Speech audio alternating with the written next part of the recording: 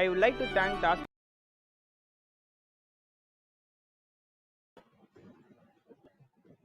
So welcome to the President debate. So now I welcome contestants of President to come forward and introduce yourself for 5 minutes each.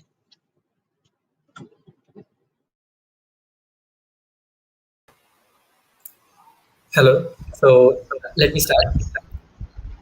So hey guys, I hope you're safe. This is Vignesh Raj, contesting for the post of Student Council President for the year 2021.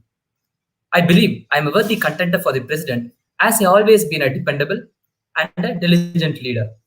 During the 3 years in college, I've undertaken various responsibilities, from being hostel representative and voicing the concerns of my batchmates to being class representative, where I identified and resolved various issues in academics. Also, I have been a part of Pragyan's social responsibility team, which taught me the value of empathy and altruism. Holding the position of General Secretary of Census, I gained immense leadership and improved the quality of work allocation. And being a part of dance troupe, hard work and consistency was built with me extensively. All these experiences shaped my personality and was the drive behind my contesting for the post of president. High patience, approachability, convincing ability, responsive, and determination are the most important traits of a council member, and I strongly believe that I have acquired all these skills with my past peers.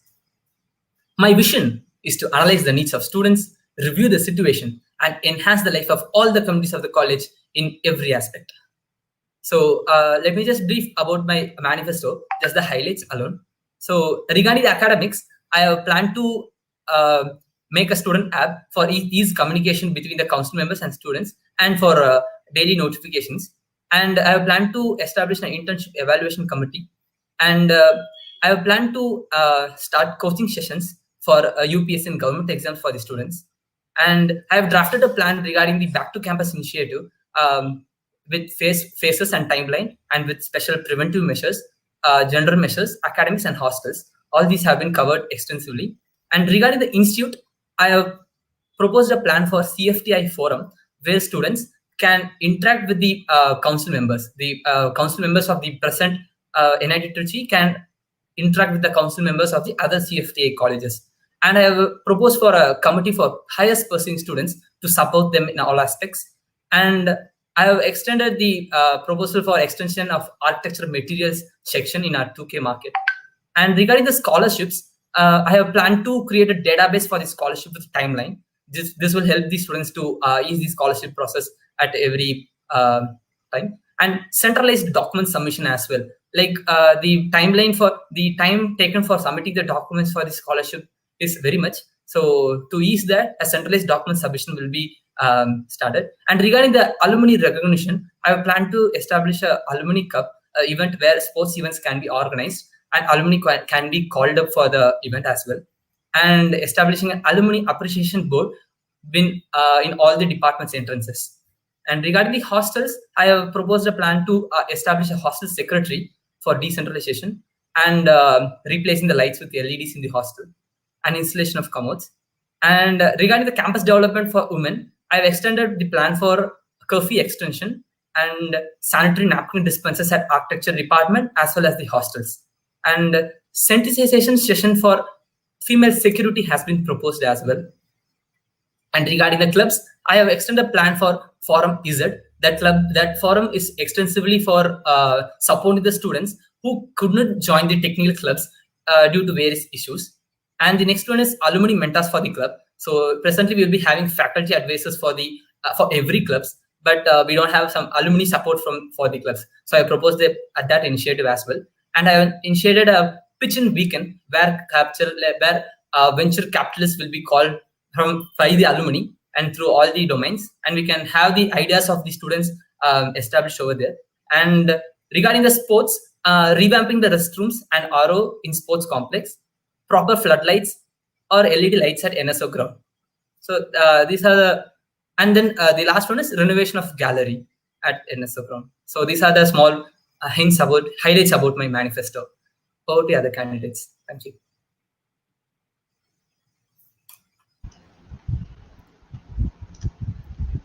Hello friends, my name is Bharat Kumar from the Department of ACE, contesting for the post of Student Council President for the year 21-22. I am a member of Spider Research and Development Club, where I've worked on various campus development projects. I'm a member of the class committee for my class. I'm also a member of various teams in EC department symposium. Having had leadership experiences for a long period since schooling, I am sure that there are few things which can be improved and worked upon in our college in the short tenure of one academic year. First of all, there are many key issues that the college should focus on at this point of time to give the students what they deserve. Prioritization is very important. Focusing on less needed or low priority improvements at an unfortunate time like this is less efficient. So I have basically made my manifesto target the primary issues that can immediately have an impact on the quality of lives of students. So let me just brief about my manifesto. The first point is structural reorganization, which comes under student welfare initiatives, which covers a wide area of aspects. It deals with the decentralization of power by creating a much stronger student body. The effectiveness of the student body is hindered as of now because of which many good initiatives go at a slow pace. Having built a stronger team to work with, which benefits a lot of people, initiatives can be brought at a much faster pace and thus development rate will surely increase. The various teams were mentioned in the manifesto, which will be proposed to the administration, and the teams shall be given enough authoritative powers to deal with issues and shall always have support of the members of the currently existing student council post. Second is technological improvements. Students shall be given credentials for a virtual private network to connect to NIT Intranet, offering seamless access to resources when they are off campus. All portals, but not limited to MIS, study materials portal, etc., will be revamped. The student.nitt.edu project has started already. It will be completed as well as a mobile app will be built. The OER team will be supported to build a research internship matching portal for NITians to seek projects under professors of their choice. Google Calendars shall be used extensively for scheduling all of the NIT's events. Events shall be organized into categories annually and students can be added to the respective calendars and much more. I will try implementing the idea of flipped classroom to a maximum number of courses and testing it with selected courses and reviewing feedback from students and faculty. This may be practiced by few faculties already, but I shall streamline this process to make it reach the entire college efficiently. More courses shall be included into the list of permitted courses for online, and students should be able to suggest courses that are beneficial to them. A best scaling method will be ensured to convert the marks obtained from NPTEL exams, etc. Demonstration classes should be included in all courses. Efforts will be taken to provide ebooks mentioned in the course plan to the students. A new research internship cell will be created and monitored by the OER. Students will be guided by a group of seniors and interested alumni through a proposed student alumni portal. A proper guidance program will be organized for students opting for higher studies. The student alumni portal will be built as soon as possible. Regarding return to campus, a panel consisting of doctors, health experts, institute health committee, and a student body will explore the best time to return to campus. The return of final years will be given utmost priority. The decision to bring back remaining students will be made if the return of final year students is successful. Yeah, over to Madhav. Thank you, Bharat. Good evening, everyone. I hope you and your families are safe and sound in these tough times. I am Madhav Agarwal from the Computer Science Department, contesting for the post of your Students' Council President.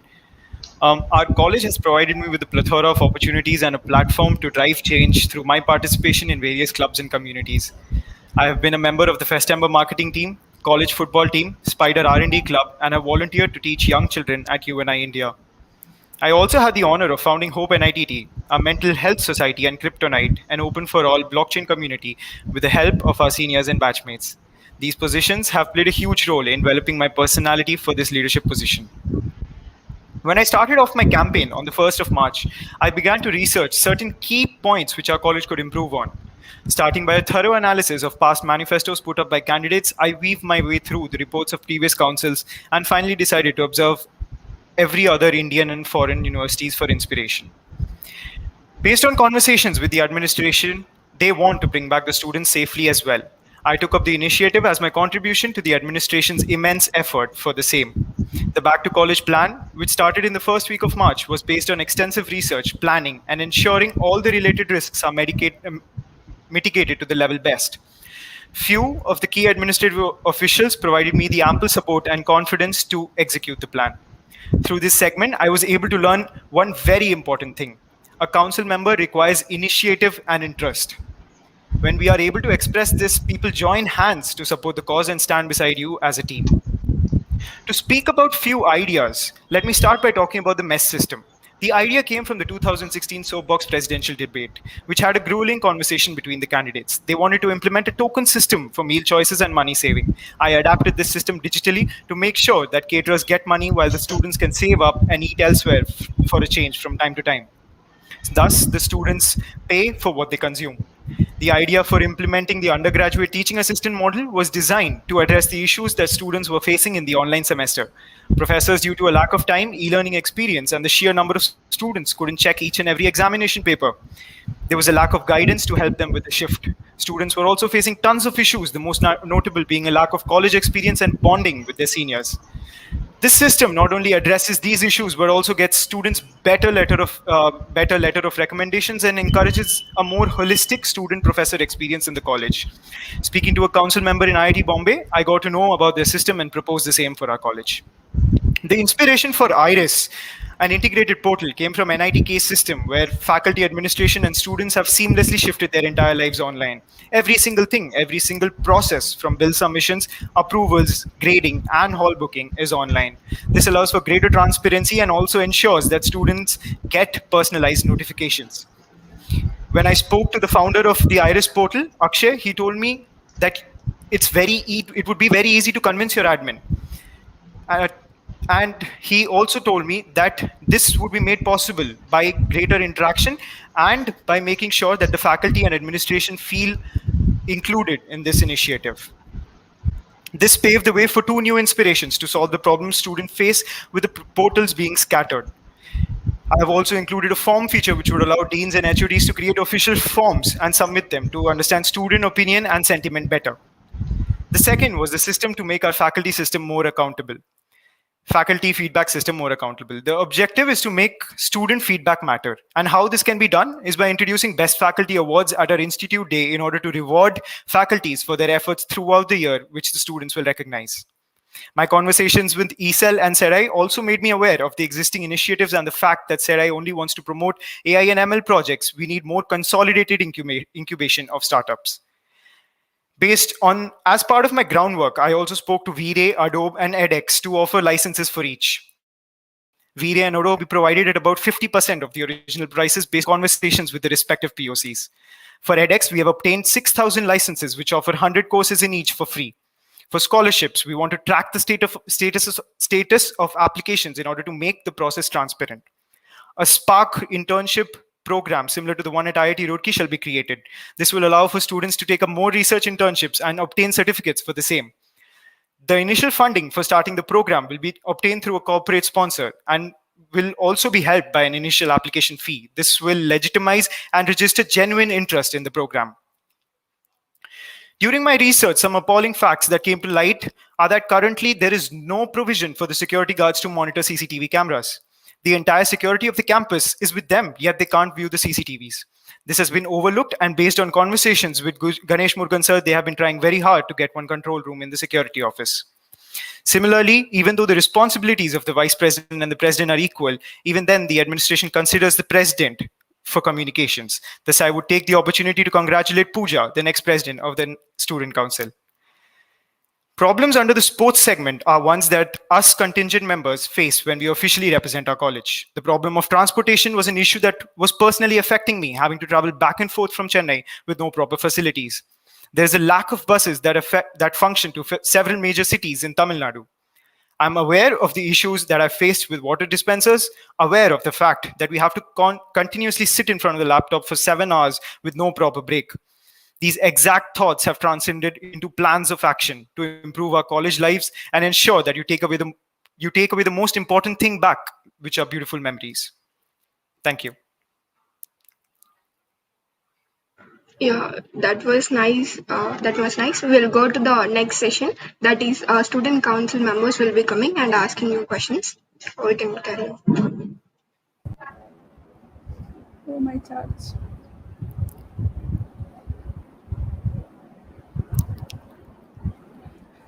Hi everyone. Can you hear me? Yeah. Impressive speeches all of you give.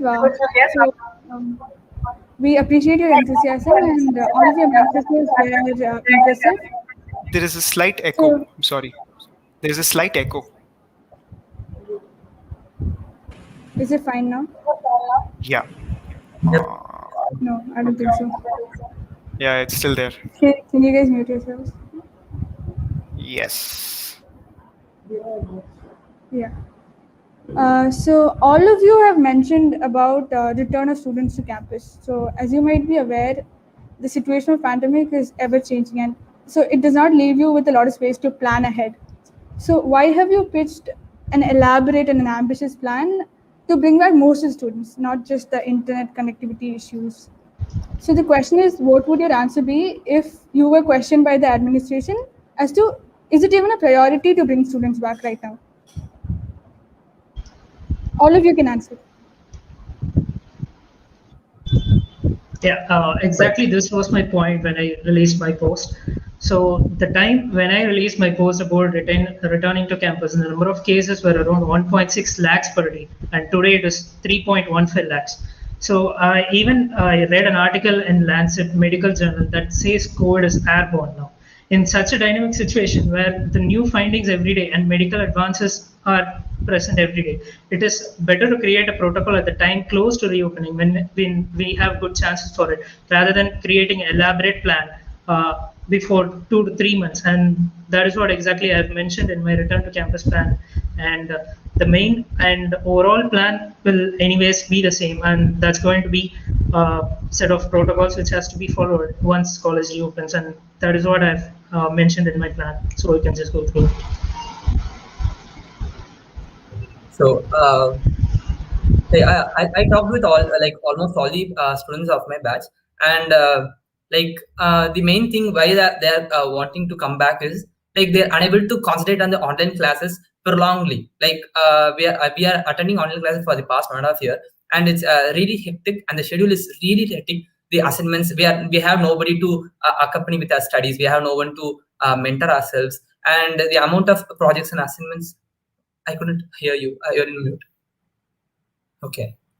So sure. And then students are not having any mentors to support them, and there are even so many things like during the last year they need to do the final year project. They need their peer support for that, and so considering all these factors, I drafted the plan upon considering like so many factors by all the professionals. Like for example, while calling back students, I talked with the Priyanka ma'am of medical officer. I talked with them, and a doctor from Airport Authority of India. So I gathered points from all the professionals from all the different domains, and then I collected and then drafted a possible plan. It like as per I plan, the vaccinations opens from May 1, so it's possible to call back students with utmost care and cautiousness. Yeah.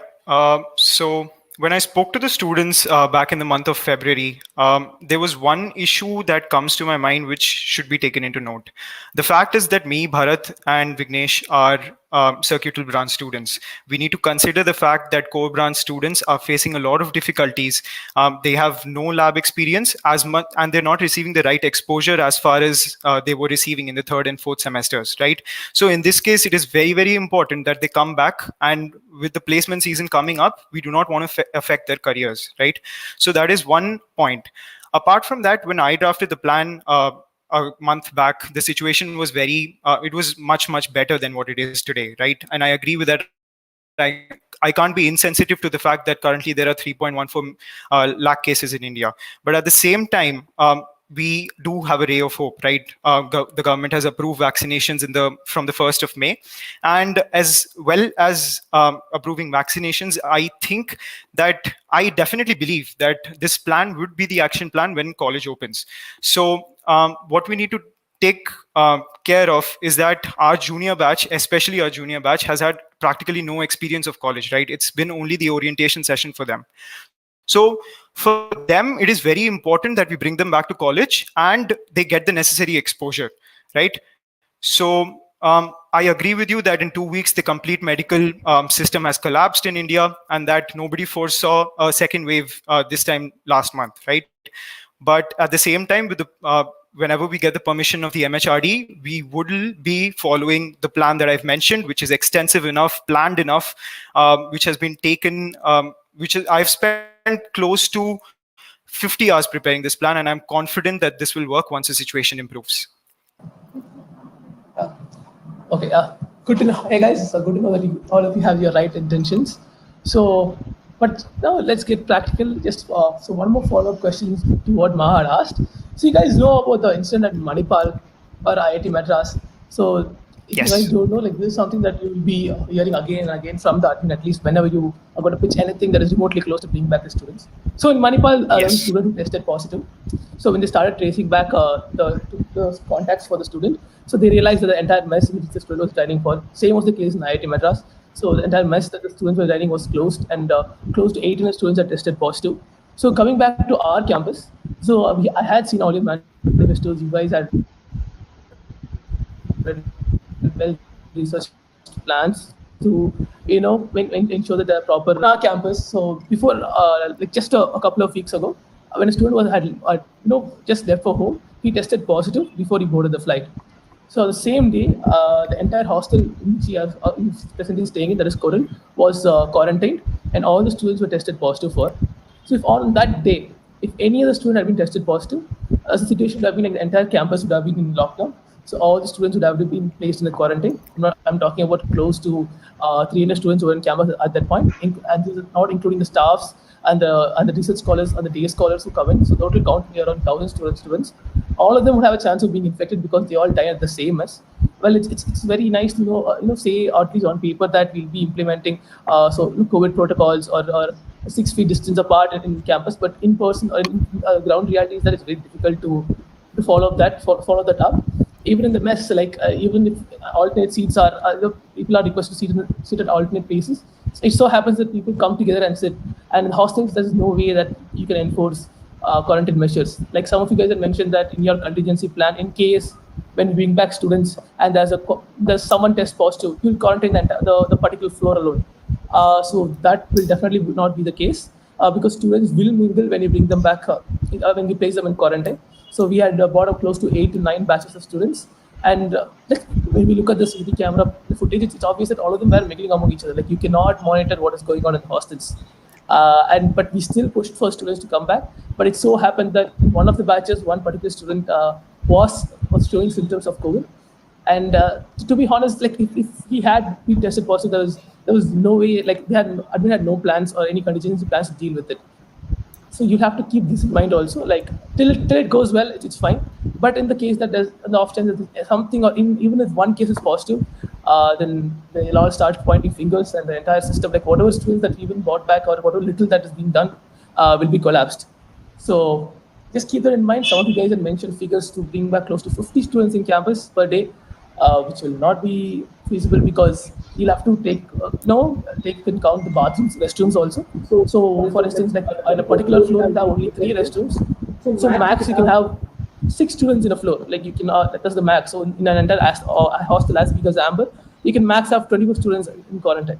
So this is something like once you hear. It's just to let you guys know that keep this in mind also. But it's very nice to know to see all the effort that you put into plan it out.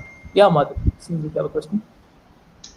Yeah. So if I can counter to that point, there were 2 things which, like I noted. So the first fact is that there was a state of panic when even one COVID case was reported in campus, right? Yes. So I'm not sure whether there was an accurate contingency plan in place by the current council to make sure that if we encounter even one COVID case, we're properly prepared for it, right? So see, not being insensitive to the current situation, right? I understand the current situation. I'm personally affected by it as well. But at the same time, for example, I have ensured, like personally, the fact that we cannot quarantine an entire floor. I'll tell you the system behind it, right? So, based on my conversations with Apollo, I spoke to Mr. R. Gopinath in Apollo Trichy, and he promised me that whenever you will be bringing back students to campus, we will be providing you with healthcare workers, right? So this is why I have centralized the entire system. So I've kept only Amber as the only hostel. I'll complete, and then we can. Okay. Sure, Madhav, go on. So. Sure. Yeah. So the fact that if there is one medical officer present per floor as well, right, it can ensure that there is some sort of regulation that is maintained, right? And the point to quarantine the entire hostel is basically from the fact that the infected person will first be sent away from the hostel, right? He'll be sent to the hospital, and then the floor will be quarantined. So even in the case of where there are more students who come out to be positive, we are prepared for that scenario, right? The purpose of putting one quarantining the entire floor is that there is no spread between floors like below and above, right? And at the same time, we've kept a proper timeline for the plan to ensure that even if there is a positive case, right, even then you have almost 2 weeks where you can recover and you can properly recoup, right? So there will be no possibilities of a case if you implement the plan as I've mentioned. Why? Because there has been no contact, right? If there is contact, I understand the situation of the mess and the washrooms, and I agree with that completely. So I did a case study on Manipal and IIT Madras, and you're very right that it's spread from the mess food, right? At the same time, we're also ensuring that we're packaging the mess food and delivering it, right? So that situation is eliminated over there. And the second situation is the fact that washrooms, right? We have common washrooms, and I understand that they're a place of spread. But to counter that, we have, you see, washrooms can't be monitored, but you can make students aware of the fact that there should be only 2 at a time, right? When you have a proper contingency plan in place, you don't need to worry about the spread. That is my opinion of it, right? But obviously, we will only go forward with it because Bharat stated the Lancet report and the fact that COVID is airborne right now. With a proper timeline, when the situation gets better, I feel that this plan should be implemented as is. Yeah, Madhav, so coming back to what you just said, it's good to know that you have done the research, but we should also keep in mind that the practice that is there in campus, the same Apollo guy that you spoke with. So when that particular student who tested positive, when he mentioned that you will rush him to the hospital, I'll tell you the situation that happened in campus. There was no one in campus who will accompany him to the hospital. So you would mention that the hospital staff would come and accompany them. That is not the case. The hospital staff said they will not do it. None of them will accompany the student because they said they are afraid of their own lives. This statement came from the NIT hospital. So there was an ambulance in place, there was a driver, and there was no way to bring the student back to Apollo. Apollo said they'll do it, but they said they'll charge 10,000 rupees. And for admission for 15 days, it will be. They said they'll charge 1.5 lakhs. This was their subsidized cost. I don't know what he spoke to you on the phone, but this for one particular student, he said this apart from the insurance, he said it will cost 1.5 lakhs, which the student could not afford. There was a particular PhD student who tested positive. She said she could not afford this cost, and there was no one to bring him to the hospital. So what we had to do is one of us and the steward had to take the risk, and along with the chief hostel convenient, we had to take them to the hospital, rush them there, and they denied admission to the student. So we had to bring her back, put her in the guest house, and there also the hospital staff refused to monitor, saying they don't have the expertise to, give the oxygen supply or pulsimeter to them. So the student was literally forced to stay alone for a couple of days, and then finally we managed to get some funds and bring back some private facilities and buy decent equipments for her. And then hopefully nothing happened. Thankfully nothing happened, and she came out of her quarantine. And you coming to saying no contact, that the food will be delivered, packed and delivered to the students. See, I'm telling you, if you ask any of your students, any of your batchmates or any seniors who have come back to hostels in quarantine and ask them how their quarantine stay was, they'll tell you that this system that we say while we courier stuff and give it to the students, that we tried for 8 batches. It sounds very good on paper, but the thing is you cannot control the crowd when people come and take the food. And also people keep forgetting to place the baskets. These are just minor inconveniences that don't sound like a big deal right now. But when you start implementing, you realize that these are the sources of spread. And I don't know, when you talk to them on phone, it might sound very appealing or something. But the ground reality is that they don't show the same intent. And for your contingency plans, you said that if there's no contact, then there's no need to worry. That will not be true, because even from the main gate, coming to the main gate to the hostel, you'll be having friends rushing over to see your batchmates because they'll be seeing them after a year. So like people will go and just to say hi or help them out with the luggage. And one major thing that you forgot is that once the students go back, they still have to get the belongings from the hostels. So how will you bring the belongings from the hostels? Either you'll have to ask their friends to do it, or ask the stewards to do it. But the stewards won't do it because they're also worried they'll be sick. And one more final thing that I would like to point out is that you're talking that you'll contact students in Amber, but Amber won't be vacant at least till November because we are still staying there. And by the time it will take things for us to vacate, it will take close to November. And the problem with Zircon is that it's very small and the number of washrooms is also limited. Even if you restrict it to 2 per private washroom, if there's a positive scenario, then you'll have to shut down the entire hostel. Your floor-wise plan won't work because the restrooms are shared. And maintenance or you said per security staff, like one hospital staff per floor, that will not also be feasible because the hospital is outright refusing to cooperate at this point because they're also very sharply understaffed. They don't have enough people to look after them, and it's just 2 doctors. So I'm not saying that like it's just understandable. You guys are not in campus, so just your plan. It's very commendable, but just keep in mind the ground reality also. Okay, so just we will be more practical and let's go. Yeah. But now, during the mesh issues, like I have proposed a plan to vaccinate the workers so that the disease won't spread through the workers, and I have planned to get the products, the commodities delivered to the college itself rather than they themselves going to the market. So this will reduce the contact to the disease as well. And regarding the there's a cost factor also. No, guys, I understand that you guys have planned a really good plan. Like I don't want to, like once you guys come to campus, like we'll explain to you the practicality of it. So let's leave it at that and move to the next question. Yeah, good work, Madhav. I understand like you put in a lot of effort. So I just want to point out the artist.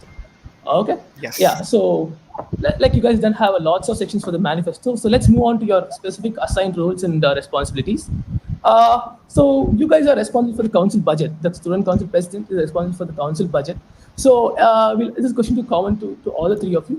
So can you guys tell me the split up for this year's budget? Like what was the total amount of fees we collected and what is the split up for the council budget? So the budget was so the budget was about 32 lakhs.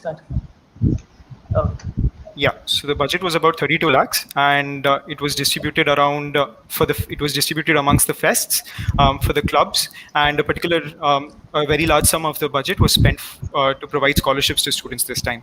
The number was more than previous. I couldn't hear you. Budget split up, I'll just detail it even. For the clubs, it will be around since it's online, it will be around 9 to 10 lakhs. And for the festival program, it will take around 4 to 5 lakhs. And for TEDx, some clubs like TEDx, they will be spending around 2 lakhs. And for AVEG as well, it will be around 2 lakhs. And we'll be having a reserve fund for the council as well. And it will be taking around this time, I think it's roughly around 17 lakhs. So these funds can be utilized for the upliftment of the clubs as well the students, the college. So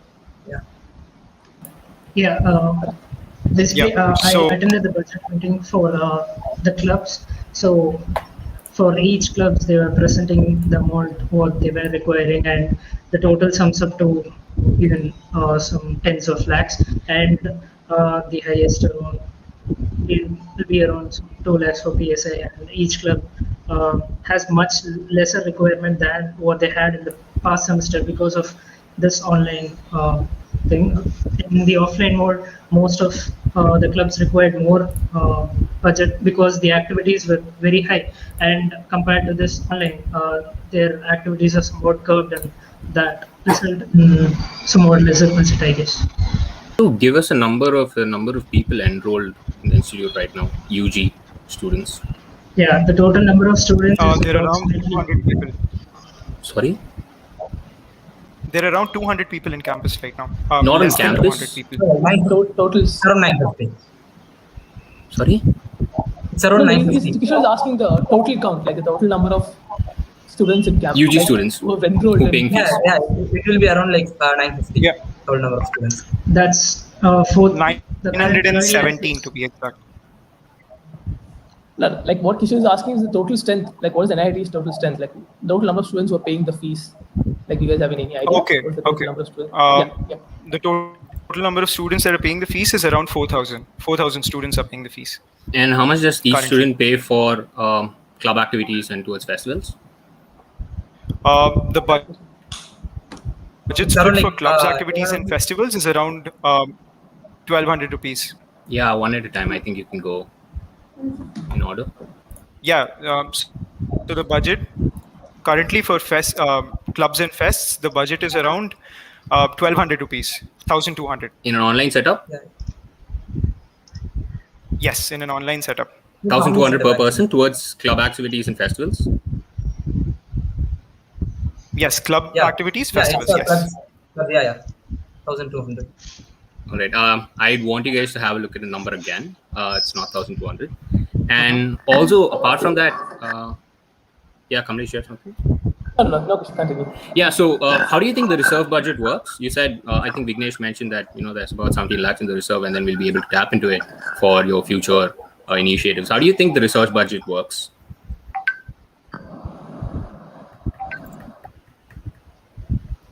Yeah, so basically the reserve budget is the amount left. Sure, Vignesh, go ahead. So these reserve budgets can be used for the these funds can be used for the taking funds for the campus development initiatives as well, and this will be used as an emergency fund for any initiatives which will be occurring in the college. Like for example, this rather than the initiatives which is done by the clubs, these reserve funds can be used by the council importantly. So they will be using these reserve budget, and presently it's around like 17 lakhs, I suppose, like from the information what I got. So other than that, majorly if at all any initiatives are happening by the council, like for the student welfare, amounts will be used. Okay. Madhav and Bharat? So basically, so exactly. all So the the reserve funds will budget. be used. Let Madhav, because I couldn't hear him last time also. Yeah, Madhav. Sure. So the reserve budget is spent towards a particular portion of the reserve budget is given for all student council initiatives that are taken up, right? We are also paying the scholarships, the SAF scholarships. A particular amount of scholarships are being covered from this student fund this time around. And apart from that, we have payments to fests and clubs that are used that we accommodate under the budget. Yeah, Bharat? Yeah, so the total funds will be divided into the club funds allocation, the initiatives from the council side, and any infrastructure improvement that is proposed by the student council.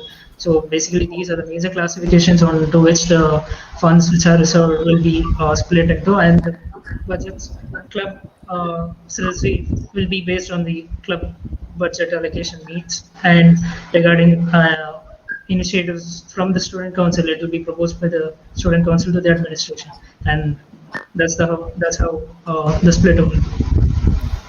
Okay. Yeah, Kamlesh, can you talk about the return of funds to the institution? So one thing that I'd like to ask you guys is that every year when you see the reserve amount, it sounds like a very huge number. Like 17 lakhs is a pretty good number, but that's not the exact figure. So like once you figure out like the total number of students enrolled and you multiply it by 400 into 2 semesters, you get the exact number. But the reserve amount that is mentioned is usually pretty high. So, and you see a lot of council initiatives that come up every year, and the amount is close to same amount every year. So there are some roadblocks to spending the council reserve that you guys will come to know once you come here. So what happens is that at the end of the academic year, if you're not able to spend the budget, you'll have to return to the institute. So no matter how big the amount or how small it is, like whatever amount that is left in the council budget, you'll have to give it to the council. So last year there was a lot of funds that were unspent. In the last 2 months was lost to COVID. So close to a very, very decent amount was returned to the institute. So this amount would be more than enough to cover the academic activities or the club activities for this year, and more than sufficiently for next year also. But because of the rule that the amount has to be returned to the institute, and because it's collected on this particular head called cultural and association fees, it cannot be used for any other amount also. So it's just there with the institute account. The amount is a huge amount that is there lying with the institute account that cannot be used for any other purpose, but it's just there. So this is what happens every year. Like the whatever amount that is unspent is being returned. So what do you guys think about? Do you guys have any idea to address this issue, or are you guys open to not maybe collecting fees for the next academic year and using up the reserve that's unspent and meeting up with the demands for the clubs for the next academic year also. So based on what I've heard from the past council members, they tell that if there's a particular amount of budget which is left off, which is usually left off due to them not having adequate time to process the entire budget, and basically not being able to put it towards more initiatives, right? So I feel that no, we will be using the budget for executing council initiatives. If we have the proper time, then we will be moving ahead with using the extra fund as well. So we'll be putting it towards we'll be using, basically these reserve funds we can't hold after submitting it to the institute. We can't add up the budget upon next year, so we'll be getting a new budget actually. So this reserve budget can be used to make new initiatives inside the campus. Like for example, if any event through the technical council is being established, we can use this reserve budget for that. And as well, like if an initiative is done by the student council itself, then we can use this reserve budget as well. The major issue in this reserve budget is even though we return much of amount back to the institute, we don't have hands on that. It's taken by the institute and it's spent by them. We can't have hold on it. So it's really it can't be streamlined actually, but it's actually those money are given to the council. So it should be given to the council forever, like they spend it. So I think that's a major drawback in this reserve fund actually. But the amount which is given to the council is really high, like 17 lakhs and all per year. We can use it for so many initiatives on the campus rather than just giving a campus job initiatives. It can be used for student welfare. So giving a hold on the amount after the council commission, it will be quite useful actually from my side. Yeah, talking about holding on to funds. How often do you think accounting happens for the amount that is given to the council? How often do you think the accounting departments, collect bills and make a note of the ledger? How often do you think that happens? Only once at the end of the year. Once in a semester. All right. So in what guarantee are they going to give amount to the council, which is going to be unspent, which is not going to be tracked? So what are they getting in return? So generally they get bills, or they get reimbursement forms or advance forms, or they get if it's going to be prize money, they get letters from the prize winners. So without anything in return, how do you think they're going to let the council have the reserve budget, and who's going to track all of it? Exactly. So if we put it towards social welfare initiatives, then we can use the fund that is remaining, but otherwise we'll have to let it go. That is. Since this is yearly closed, we can't have the hold of it because so many bills and so many reimbursements have to be done. But still, documenting all the initiatives which we are planning to do the next year, we can have the hold of the budget. Like for example, if the next council have some new ideas to be implemented, or if the present council has some ideas to be implemented the next year, we can have the document of those ideas, and a rough calculate of these events can be submitted to the admin, like saying that we need this amount, so please give the whole of this amount, and you can take the rest, like that. We don't want to submit the whole rest of the amount to the council. It's not needed from my point of view. A part of it can be used by quoting the number of events and the budget for the events to the admin. So it's possible, I think. And since it's yearly closed, at the end of the year, after settling the bills for the clubs, we can have this with the discussion between the president, technical secretary, cultural secretary, and we can have the discussion among us, and then the total budget can be given. And basically, one point which I noticed is that the clubs having excess funds will be asking them to use those funds before the end of the session. So, in some ways or the other, if they use the excess funds for the benefit of the students, it will be a good initiative. So, the same idea can be used for some other student council initiative as well. So, in that way, before the end of one session, if we are able to implement some new initiative with that existing budget, so in that case, it will be useful. Okay, Kamlesh, you want to move on to the next question? Yeah, we'll move on. And for the next question, we'll have an order. Okay, so like everyone gets a chance to speak. Okay. So I think I noticed all of you guys have this time have a very good idea about the scholarships that are in place, and you guys have very good, unique solutions for the scholarship committee and for the scholarship portal respectively. So I'll skip the questions about what does scholarship in place. So I'll tell you the problem that we face this time, at least for the scholarship portal and etc. So one thing, that major problem that happens to the academic section every year is that number of students who apply for the scholarship or the total batch, say we have around close to 6,000 students, the number of people who apply for scholarships is usually around 200 to 300. Okay, maybe number of people are eligible will be definitely more than that. You can get the exact count from the year if you know the exact count. But the actual people who apply for the 200 for the scholarship are just 200 to 300, and they are the same ones who keep applying for multiple scholarships. So someone might apply for SIF, the same guy will apply for FFF, the same guy will apply for RECAL, the same guy will apply for any NSP scholarship also. So the people who are applying keep getting the scholarship again and again. So this year, the rule was very strictly implemented that people are eligible only for one scholarship. So what happened is that once the SIF scholarship was called for, then the RECAL scholarship came, and unfortunately the applications to RECAL was very less. So which was a major drawback. So how will you go about fixing the issue? Like, the number of students are eligible for scholarship a lot more, but they do not apply. They just have to go log into the NSP portal and see what are the scholarships that they're eligible for, or go to the scholarship website and upload the documents and see what the scholarship they're eligible for. But it doesn't happen usually. So do you guys have any solutions to fix this?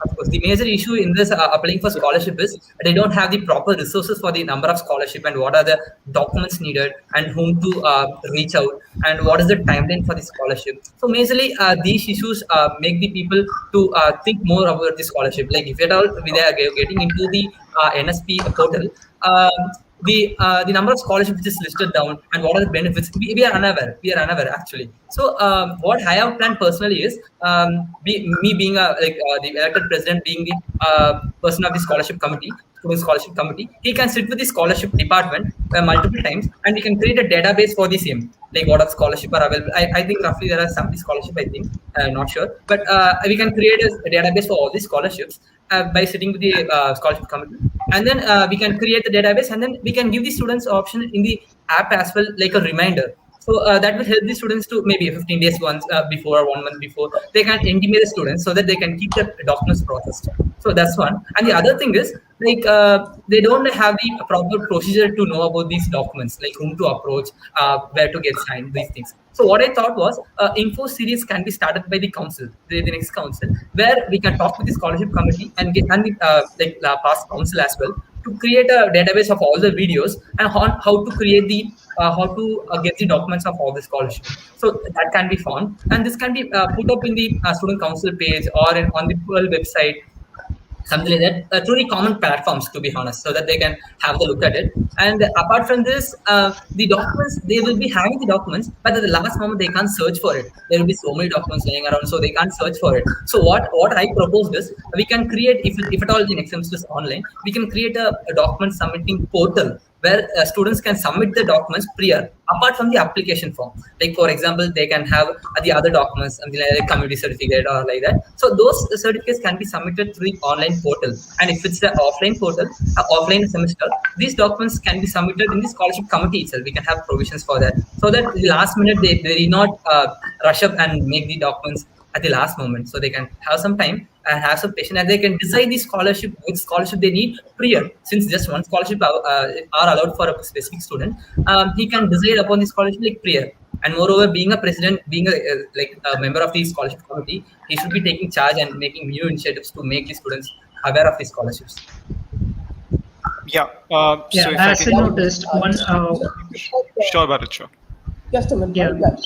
You just described the scholarship portal. That's how the scholarship portal. Kamlesh, you're breaking. We can't hear you. I'm sorry, your voice is not audible.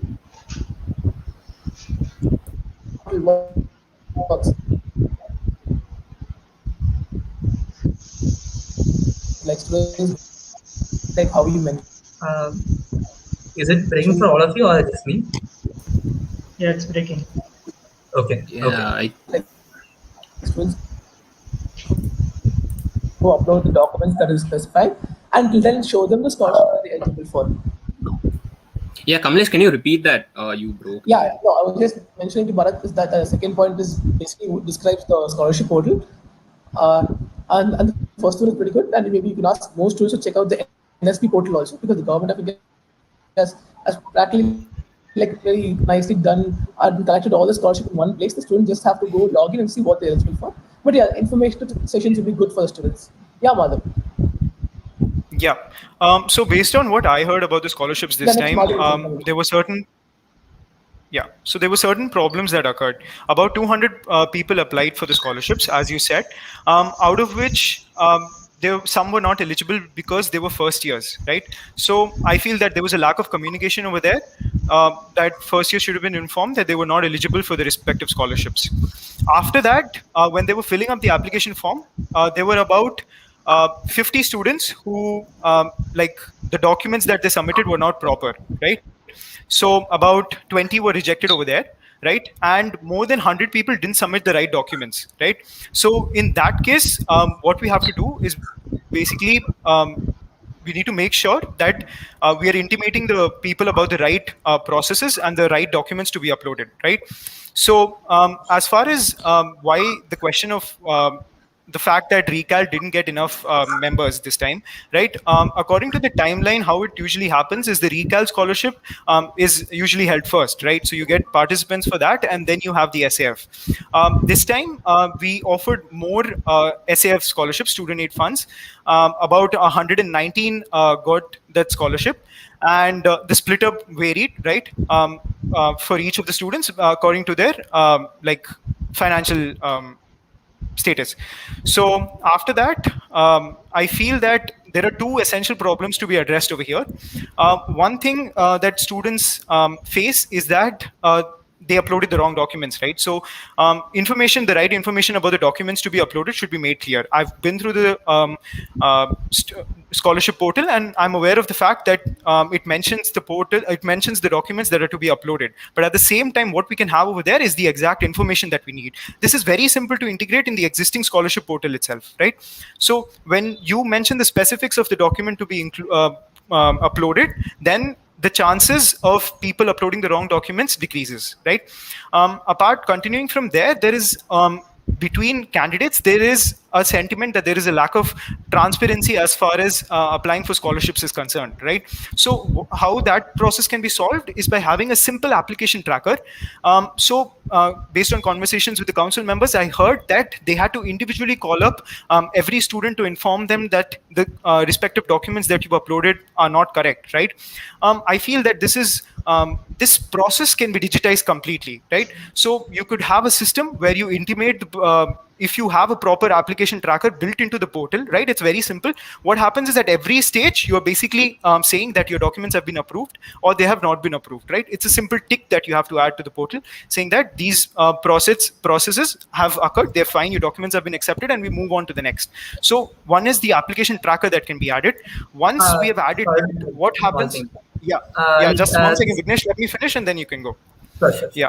So basically, if you add an application tracker over there, the students will themselves check the portal, and they will know the fact that the respective documents that we uploaded have not been accepted due to certain reasons. The reasons can be mentioned along with them as well. So these problems, if they are addressed, the process is slightly digitized, and you have something simple, such that the admin is cooperating. They're just updating the status of the scholarship and what stage it has reached. This could go a long way in building a lot of trust and transparency in the process. Okay, so actually, the thing which you said, giving a reminder to the students, this thing is already in the NSP portal. Actually, like, the scholarship people can give a small. Let Bharat speak, and then you can go on to you. Yeah. And also try to keep it a little bit short. I think, Madhav, you can just say application tracker, we know what it is. So something like that. So just keep it short, because we have a lot more questions coming. Yeah. So basically the problem for which students are not applying for scholarships is lack of awareness, and for that we can have a proper awareness creation portal along with all these previously mentioned features like application tracker, etc. And these can have a predefined set of factors to make the eligible candidates already we can select the candidates based on the existing factors, and if they are eligible, we can notify them that they are eligible for a particular scholarship ourselves. So that is one way to make sure that there is enough number of applications for each scholarship. Okay. So basically, like, something that what all of you guys have suggested is that you have admin update the status of the scholarship, or have someone from the admin talk to the students directly and update them about the scholarship. Okay. So Yeah, that it can one be an is a automated process. Sorry. I just told it can be an automated process as well by set of predefined factors. Yeah. The problem that is that they need someone from the backend of the admin to update the status of the scholarship.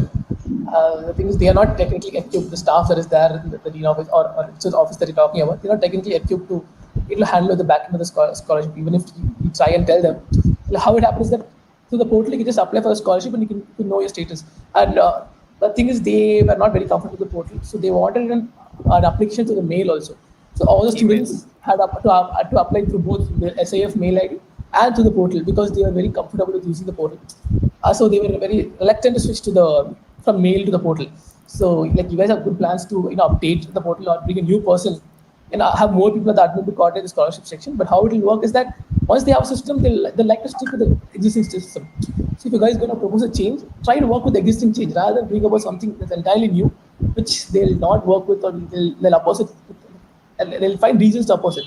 Just try to work out with the existing system and have some more, tweaks or changes to whatever that can be corrected. Yeah. So we'll go on to the next question. Yeah. Yeah, just to add on to what Kamlesh said, probably you can extend the same thought process for the Notion subscription or the Google Workspace subscription that we were talking about. It's an entirely new platform. We had to have, for them to get a hang of Teams, we had to have a training program for all the the faculty on campus. Right? So if you're going to teach them an entirely new setup as such, and they have to keep updating it there, it's feasible only if you have the kind of reception from the administration as well. So maybe it is possible in an ideal scenario, that the way you guys see it, but there are practical hindrances to that as well. Yeah, I understand that, and probably we could have a survey. That's why I recommended it, that we have a survey before we actually implement this, to check how many administrative members are in support of the initiative, and then we can probably implement this Notion, because it will solve a lot of timeline issues. Definitely. All right, guys, I have a question. Any of you could just come up and answer. So if any news of anything that's controversial that's happening inside campus leaks out, if it comes to media, admin refuses to solve it or come to a solution to it, because they say they've how can we cannot ask students to voice out too. So an admin refuses to handle these issues which are put out to media. And there was an instance where something like this 7 months to resolve it, which would have otherwise taken only probably 15 days to 1 month. So how would you handle issues like these?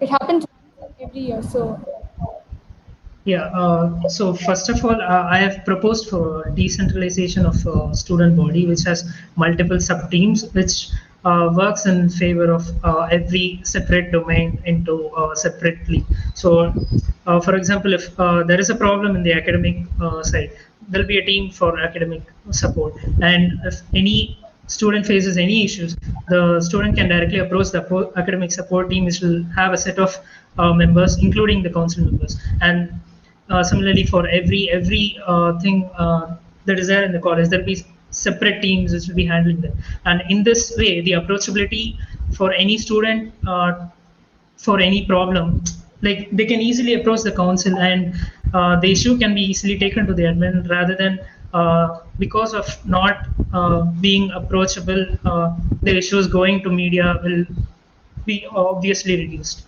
So that is one way. And being effectively taking steps to say solve the issues of students might reduce the pressure or stress on that particular issue, and in that way going to the media will be drastically less chance. Actually, if at all any issues happen regarding any sensitive issues happen, the council members can reach out directly and find out the issue and rectify it.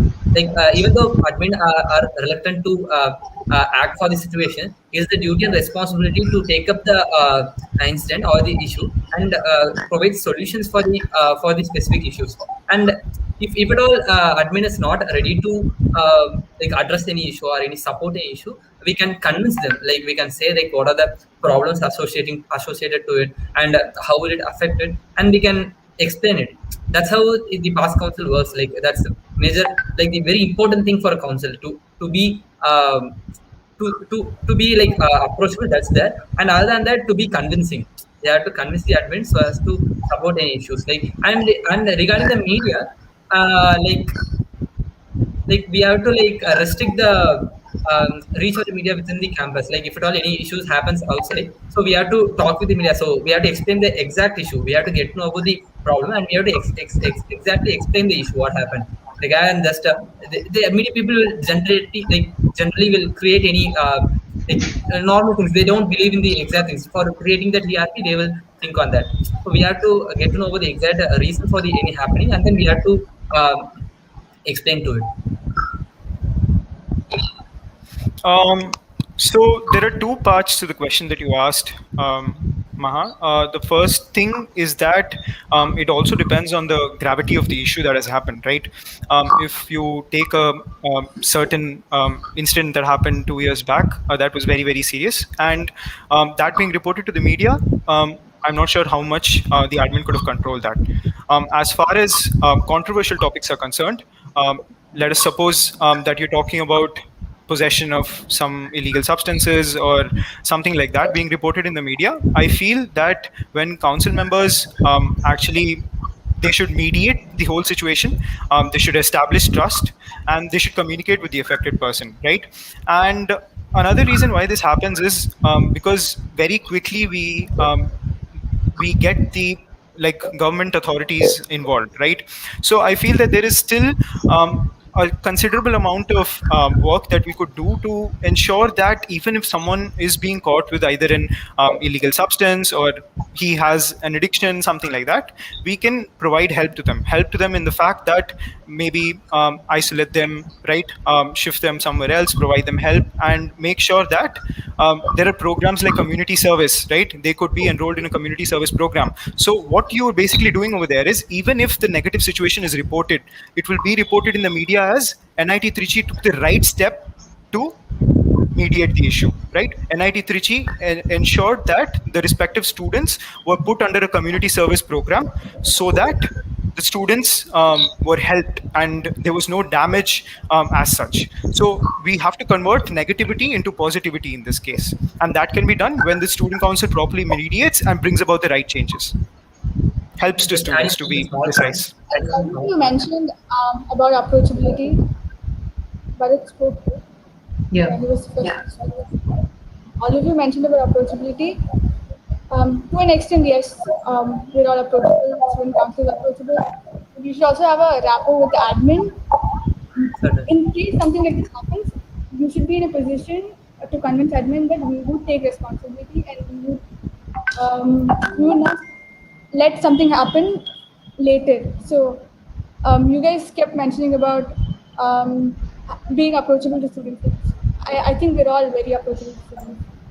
And So, also what Mara, Guys, like one thing I'll be very keen to you, three of you, everyone present, is that especially in online stuff, you not control what gets sensitized or what becomes scandal or what comes to the paper next.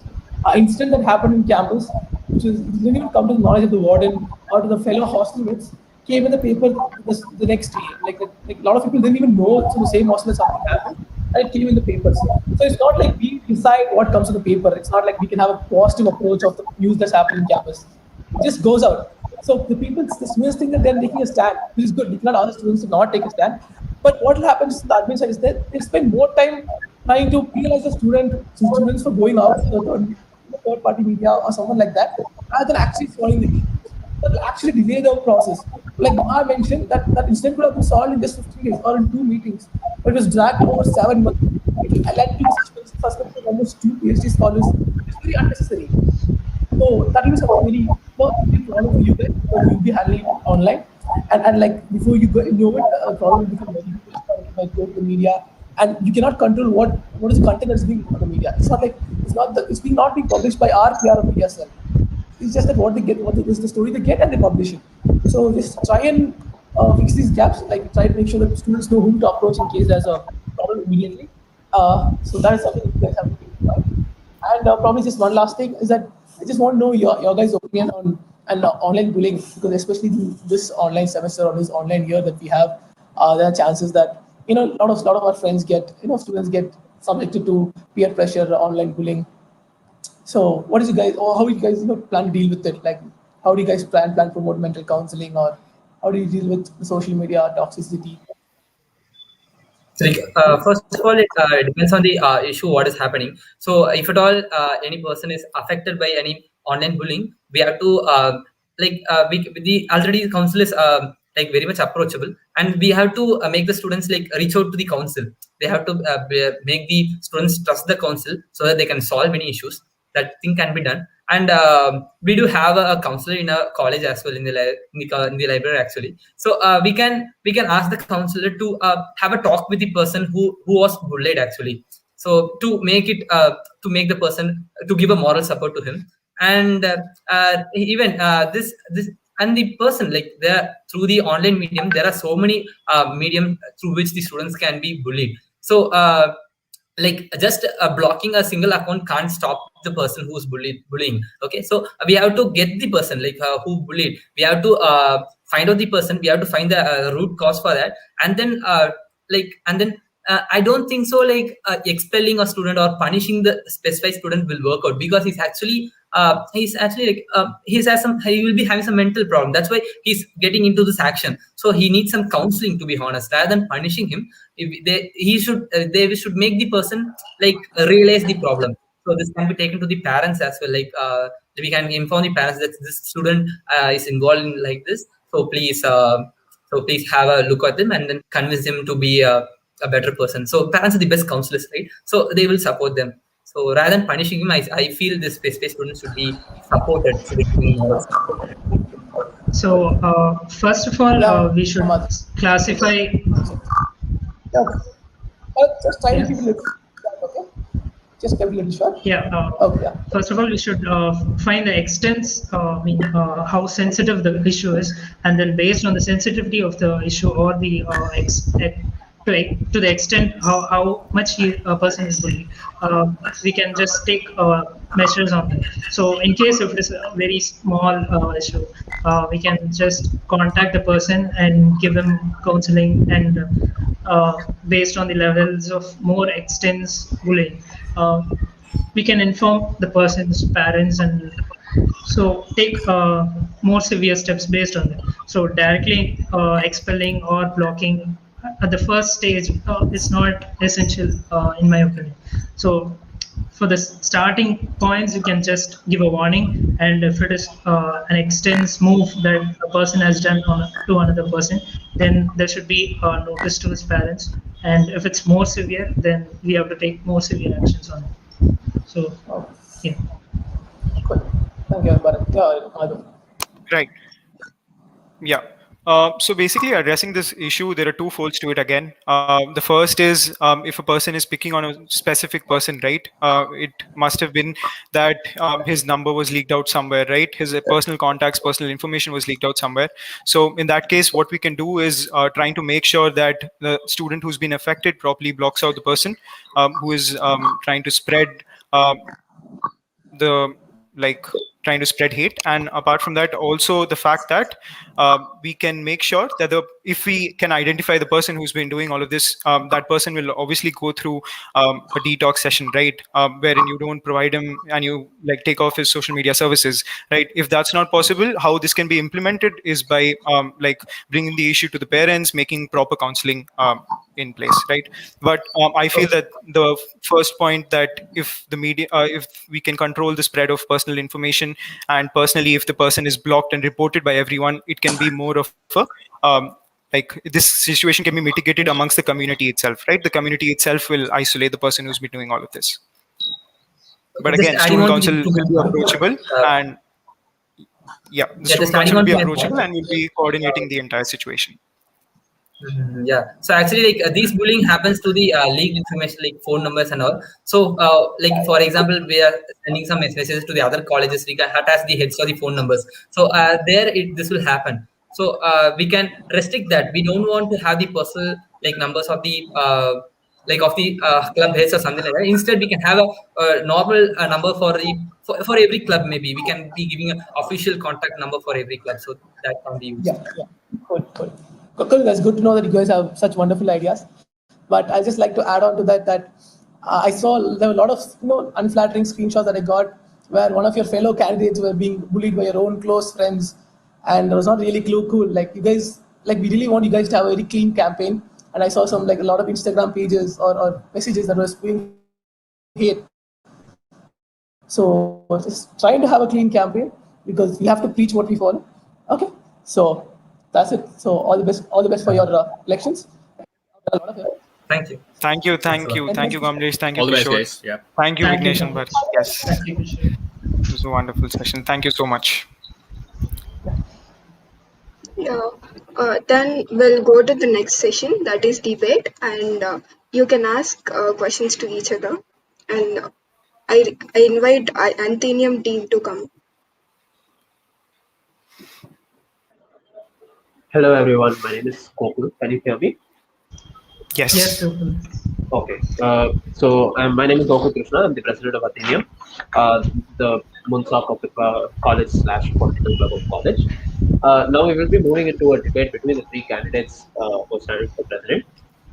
We'll get right into it. Okay. The structure for this will be we will ask 6 questions, and in the 6 questions, the rules are that each candidate will be given 1.5 minutes to give a speech on that particular topic, on that particular question, and then each candidate will again be given 1 minute to rebuttal to the other two speeches after that. So it'll be 1.5 minutes, 1.5 minutes, 1.5 minutes, and then 1 minute, 1 minute, 1 minute. This will happen for 6 questions. Is everyone on board with Yes. that? Yes. Okay.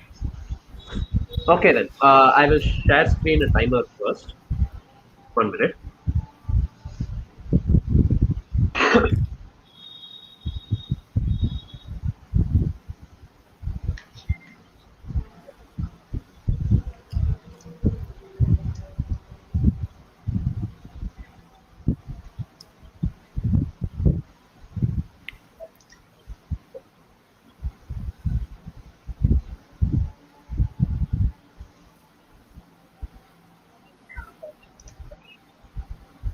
Okay, so I can only share an entire screen at the same time, so I'm going to share the counter. 1 minute.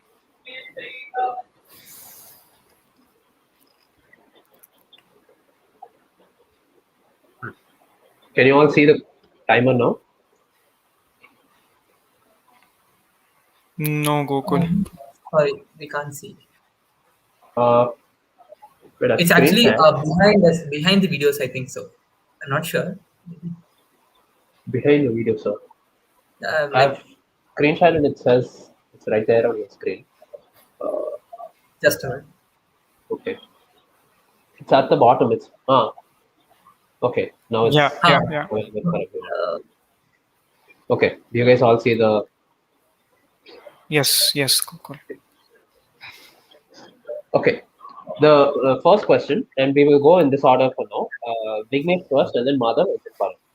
Okay. The first question is: every candidate has expressed interest to streamline and extend the available online academic infrastructure to students at home. How is your plan unique in this regard? First, Vignesh.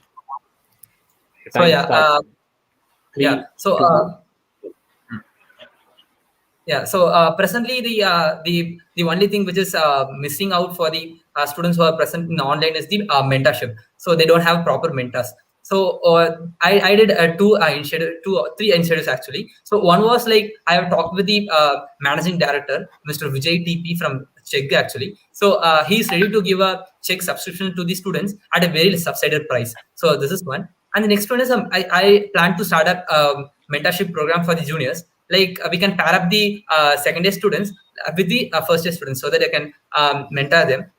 So this will support the students in all the aspects. And apart from this, like regarding the UPSC coaching sessions and all, this can be carried out online. Like I have talked to the marketing manager named Ilangovan from Bajiram Rao Institute, and he's ready to give the value for the UPSC coaching sessions at weekends, like at a very subsidized price because of our college. Like they're ready to afford it. And I talked to Shankar IAS Academy as well. So actually the talks are going with them. So it's not completed yet. And other than that, the academic infrastructure, the people are so much stressed about the class timings. So what I proposed is we can have the idea of the faculties will be interested to make the class sessions restricted. It will be scheduled for just 40 or 45 minutes. It's actually 40 minutes. So we'll try to reduce the timing and it will be restricted so that the extra break for the 10 minutes will be given to the students for sure. Thank you. Okay, then. I have reset it. Now Madhav is going to go in 3, 2, 1. Yeah, so based on conversations with the academic dean, there is a system that will be put in place, which basically ensures that there is a semi-flexible system, right? So students can be involved in the planning process. What this ensures is basically that all your activities will be planned out, and according to if there is a large like fests, if it is a festive season or there are a lot of fests occurring in a particular time, right? And if students have placement and internship responsibilities at that time, then there will be either attendance relaxations that will be given, and basically the entire curriculum will be planned out in such a way that the students aren't stressed, right? So your assignments will be scattered, and you will be able to ensure that you're focusing on one thing at a time and not facing the issue of having 5 to 6 submissions in a week, right? The second is that conversations regarding reduced screen time were taken up, and the class timings will be reduced to 40 minutes based on conversations with Dean Academic Sir, right? There will also be the UG teaching assistant has been proposed by me. So how this helps is basically, as I suggested before, there was a huge problem of professors not being able to shift to the online system. In such a way, we can propose the UG teaching assistant so that professors can be helped by an additional number of UG assistants who work with them, right? We also mitigated the issue of having online courses for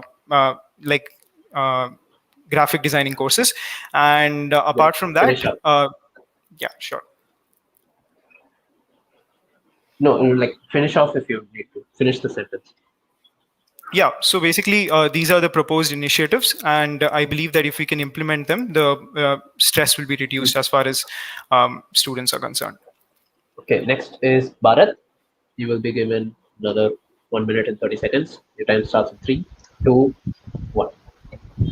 A significant advantage of technology is that we can use the resources from home. The students who are involved in their 4th year, final year projects will benefit if remote access to Okta is given. The ruby.nitt.edu is an intranet site which, if we can access from home, we'll get a lot of software, and similarly, ebooks can be shared to the students through the VPN which I've proposed. Many students don't check webmail, and Google Workspace can be given, and using that, emails can be linked. And I also pitched the idea of using flipped classroom, which will be implemented to maximum number of courses. Few faculty already try it, but this can be extended to all courses after proper testing and feedback from students and faculties. Demonstration classes should be included in all courses. A new research internship cell will be created and monitored by the OIR. Students will be guided by a group of seniors and interested alumni through a proposed student alumni portal. A proper guidance program will be organized for students opting for higher studies. So these initiatives in technology and academics can help students in this online mode of classes. Oh, okay. Now for the rebuttal, you will each have 1 minute. I hope you've been taking note of what the other candidates have been saying. Vignesh, your time starts in 3, 2, 1. So yeah, Madhav, regarding the academic structure related to deferred placements. So what I think is, like in IIT Madras and other IITs, it's successful because it's a 1 week long placements. Like these companies will come just for a week, but not in the case of our college. It happens all over the year. if at all a student is encouraged to take a deferred placements to carry out his internship, like entrepreneurship idea, he has to be constantly in touch with the present TNP. Like so many companies will be coming at a time, so he has to be constantly in touch with the TNP. That's one. And the other thing is like he should be preparing throughout the year. We don't know like which company will be coming at which time, so it will be highly uncertain. So it will be. I don't think the deferred placement will work out in our college because of he will be missing so many companies if at all he don't prepare for the companies and try to carry out this entrepreneurship idea. So this will be possible in other IITs because of the 1 week long placement. What's your take on this? Finish your sentence if you need to. That's it. No, I'm good. I'm done. No issues. Okay. Now, Madhav, your 1 minute is 3, 2, 1. So basically, the point that you mentioned about deferred placements is what every candidate who is applying for placements has to go through, right? The process is throughout the entire year. He has to be in constant contact with the administration, and at the same time, whatever opportunity arises, he can capitalize on that, right? So what you're suggesting is not valid at all. It's the same point as every other candidate. The responsibilities are exactly the same. Vignesh, you mentioned about your mentorship program, right? Currently, the mentorship program exists in college. You said you'll be pairing up one fresher and one sophomore, right? One pre-final year student with the candidate. So how is your mentorship program any different? As far as GATE coaching and UPSC IES coaching is concerned, we need to make sure that, hey man, don't interrupt. Yeah, just one second. So basically, as far as GATE, IES and UPSC examinations are concerned, there is a lack of training facilities available. The coaching institute you have suggested, a lot of people would not be willing to take it up, right? In that case, how do you ensure that there is participation in the events, and how do you get the right number of people for these coaching institutes, right? Another point that I wanted to address is you've mentioned that for class timings, faculties will be entrusted to follow the proper schedule. Yeah, so faculties will be entrusted to follow the proper schedule, right? Currently also there is a bar on the 50-minute limit. How do you entrust the faculty? It is not because it is a necessity, because so they don't want to extend classes, but it is a necessity. That's it. Okay. Vignesh, were you trying to say something while you were talking? No, like actually, his Shall I voice go break in between. So no. Oh, okay. This is possible. Okay, now we'll finish Bharat's 1 minute. Yeah. Okay, your 1 minute starts now. To Madhav, you have proposed 40 minutes class duration, which has been already proposed, and it is very difficult to follow this. What are the steps you are planning to ensure that faculties complete courses within classes within 40 minutes? 3 weeks of assessments you have mentioned in your manifesto. What plans do you have to ensure this? Many departments have assessments over more than 3 weeks of time, and this is also very difficult to ensure that you give the common plan to all departments. Again, assignments depends entirely on faculties. Most of the assignments are mandatory to be given at the end of the semester after covering relevant portions which cannot be completed beforehand. So, and to Vignesh, your manifesto course plan and says course plan and syllabus will be decided after the first CCM. The class committee meeting happens after approximately 3 weeks. Assume it happens in the beginning also. Even then, what is the need for this point when most of the faculties individually discuss their course plan on the first day of class with the students and finalize it?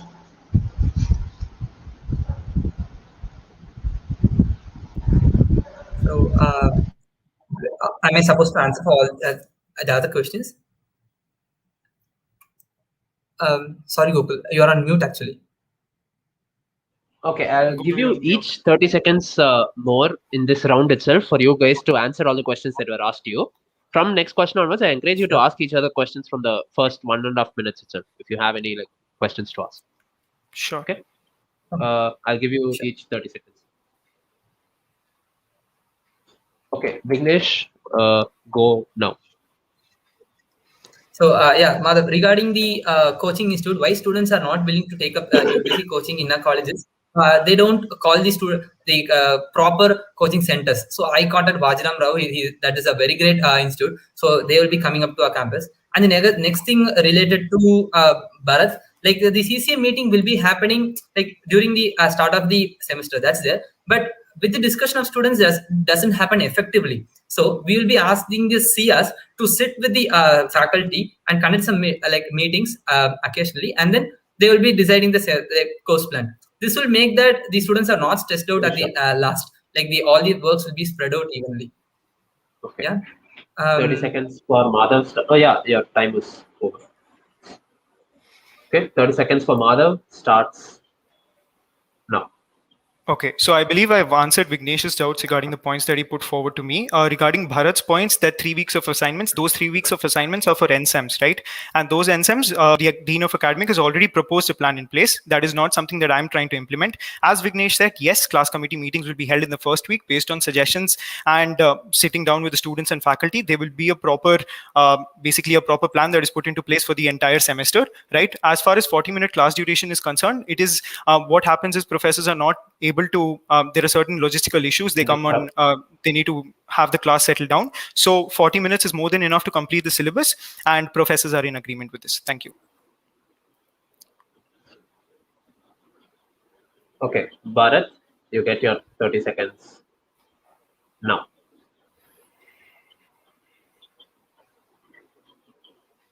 You're muted. You're on mute. Sorry. Yeah, start.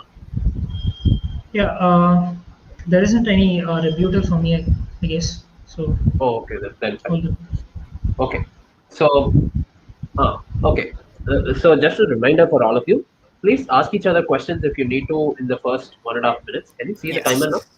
Okay. Please ask each other any questions if you have. And rebuttals are usually meant only for criticizing and pointing out problems and what the other people have given as answers, right? So try to make your rebuttals less into questions, because there's not enough time for the other candidates to answer those questions later. Okay. Okay. 1 minute. The same order of form. No, we'll change the order now. We'll go Bharat, Vignesh, Madhav. Good. Your next question is, what steps will you take to ensure infrastructural maintenance and the development of campus? Oh, 1 minute. What steps will you take to ensure infrastructural maintenance and the development of campus? Okay, first Bharat starts now. Okay, regarding the hostel and mess, I will propose various teams for ensuring the quality and hygiene. Regular food menu rotation will be checked by the team. It takes constant feedback and generates report and submits to the student council. On negative feedback, the students from the students, appropriate action will be taken against the tender, the contractor, etc. Mess balances are put up in MAS every now and then, but proper accounting of how many meals we consume is not maintained properly. There are several ways to ensure we are charged for what we consume. One way is to incorporate this facility in the NITT.edu mobile app, which is proposed to be completed. And regarding the academic and research things, I have proposed various portals which will be renovated at this point of time, being online SEM. So regarding hostel, mess, and academics, I've spoken. And regarding... if you're done, it's fine. Yeah, cool. Okay. Done. Then, okay, now Vignesh. Yeah. Yeah. So regarding the infrastructure development, the one thing is like the number of students who are intake for this year is increased. It's around 1,200. So the number of hostels which is built right now is not sufficient. So the present council has already proposed a plan to construct a new hostel beside MM2. So that's being proposed. So it will be taken care and it will be pushed further. And the next thing is renovation of gallery at NSO. So people who are watching the cricket matches doesn't have a proper facility at the gallery. It's actually not maintained properly. So it will be proposed and it will be maintained. And presently, there are so many clubs, really so many clubs that they require a room, but they don't have the facility. So I will propose I'll give a proposal to construct another SAC, and in that SAC, the clubs will be shifted. All the clubs will be shifted over there, and the present SAC and will be extended. Another floor will be built, and it will be named as CSAC, which means Common Students Activity Center. And this Common Student Activity Center will be used by all the students to have spent time together. Presently, we don't have any common meetup spots rather than stone benches and classic foods. So we can have a common SAC which will be built near Beryl, actually opposite to Beryl there is space. So if at all it's opposite Beryl, then even the female students can accommodate it, because there is a safety at the Beryl hostel. So apart from that, the hostel renovation, the common room maintenance, all these will be like it's a normal duty, so it will be taken care. So these are the extra proposal in it. Thank you. Okay, is that all of it? Okay. Madhav now. Okay. Time starts now. So the first thing that I worked upon is student transportation as well. So in association with Redbus, we're planning to increase the number of routes that go from campus to major cities across Tamil Nadu. The second thing, which is feedback credibility, I have worked on a MES feedback system that is self-sustainable. I've worked on a professor feedback system that is also self-sustainable, right? We are talking about the green NITT movement, where we're talking about changing lights to LED bulbs, right? We've talked about IRIS NITT. IRIS NITT is a very important system because it organizes and collectively puts all the portals in one place, right? The bus tracker system, which already existed, should be put in place so that students have an ease to go, right, and travel inside campus. Apart from that, we have basically renovations, which are floodlights in NSO. That is important. There are washroom renovations to ensure that there is 1:1 ratio of toilet washrooms inside American and Indian washrooms inside. There is a very important point of safety and security, where the CCTV control room needs to be set up in the security office. And apart from that, the shop catalog needs to be expanded to include architectural materials, right? Basically, those materials will be ordered, and electronic materials will be provided with the laptop and mobile repair shops. Regarding the counters that I wanted to put forward to Bharat and Vignesh, the first point is, Vignesh, your priorities seem to be very, very different. I'm sorry. Why? Because I don't know why name changing is on your agenda, right? I don't see how that helps. Apart from that, there is one more significant issue with your plan, which is that sports, you focused upon gallery repairing, right? There is a stadium coming up, and floodlights is a much more important issue which needs to be focused upon right now. Apart from, okay, then sure, go. Yeah. Okay. Now for the rebuttals, make sure to pose your criticisms as criticisms and not questions. I will give you each 1 minute. We won't have that 30 seconds again later. That was only for the first round. Okay. Can all of you see the timer now? The first is Bharat, right? Okay, your time starts now. To Madhav, the NetPay app you proposed is not necessary when already all the shops in the campus have existing options for UPI or GPay, which works fine. Having a closed payment system is not very much essential when you'll get your money back at one point of time. Also, I do not know if you're aware of it. There are incidences where the servers of technical clubs of NITT or FEST have been hacked recently in the past years, and not just once, but a couple of times. Those are servers, but with not much sensitive data. You propose to deal with a payment-related app, which is going to be handled with the NITT people. And in case of any security breach, these are going to land up with very big issues in there. I don't find any big advantage of creating a new app when already existing apps have a reasonably good function. Okay, then. Next is Vignesh. Okay, your 1 minute starts now. Yeah, I do accept the floodlights are very much important, and yeah, I have covered up in the manifesto. I took up the major issues other than the floodlights as well, like restroom renovation and all. So it's being considered. It will be taken care. No issues. And the next one is you have stated about Iris, right? So the Iris has some. You told like Iris will be having the procedures, the clubs, the details, and calendar and all. And we have already. Myself and my team has already prepared the website, having all these facilities already. I have been starting my friends, my colleagues to help as well, like before the election itself. So yeah, this Iris is like most of the digital resources already come up, and in NIT website we have the digital resources. So it's not the digital resources which is in need of, it's a one-stop solution which needs one-stop destination which is needed by the students, and I have developed it already with all the procedures. You can have a look at that. Regarding Bharat, I don't have any objections. Thank you. Okay, Thank you. Yeah. You kind of went off or not in the middle. If you want, take 5 more seconds, finish up what you're saying. Is that it, or? Yeah, I'm good. No issues. Okay, good. Madhav, your 1 minute starts now. Vignesh, glad to know that floodlights is also on your issue. Bharat, regarding the NITT pay system, it's not just payments. I agree that there are online payments available. It's a very unique MES system that will ensure that you save up a lot, right? When you can provide savings to your students, you want to provide them with savings, right? As far as servers being hacked, the question of servers being hacked is concerned, you've proposed remote access in website portal, right? Do you even with web VPN there is a very high security risk? Did you do any groundwork? Did you contact the CSG regarding this, right? As far as Vignesh's website is concerned, Vignesh, you've been constantly mentioning that you'll be converting your campaign website to a student's portal. Do you realize that your website is a bunch of static pages, right? Static web pages. Have you considered with our CSG, and there is already a students.nitt.edu that exists? Why do you want to promote your campaign website? It's just a bunch of HTML and CSS files, right? As a member of the technical club, I'm very hurt. My teammates are also very hurt by the fact that you do not respect the existing institutions in our college, right? You want to disrupt and you want to propose more stuff, right? So that is not the exact way to go about it. Vignesh, you've mentioned the public pedal, right? That was a massive failure. What have you done differently? Gokul, if I could. That's it. Okay, sure. Yeah. Vignesh, Gokul, if you could allow Vignesh to respond to these. Yeah, actually, okay, Gokul, I'm unable to respond to him. Like, am I allowed to respond now? Okay, I'll give you 10 seconds. Wait.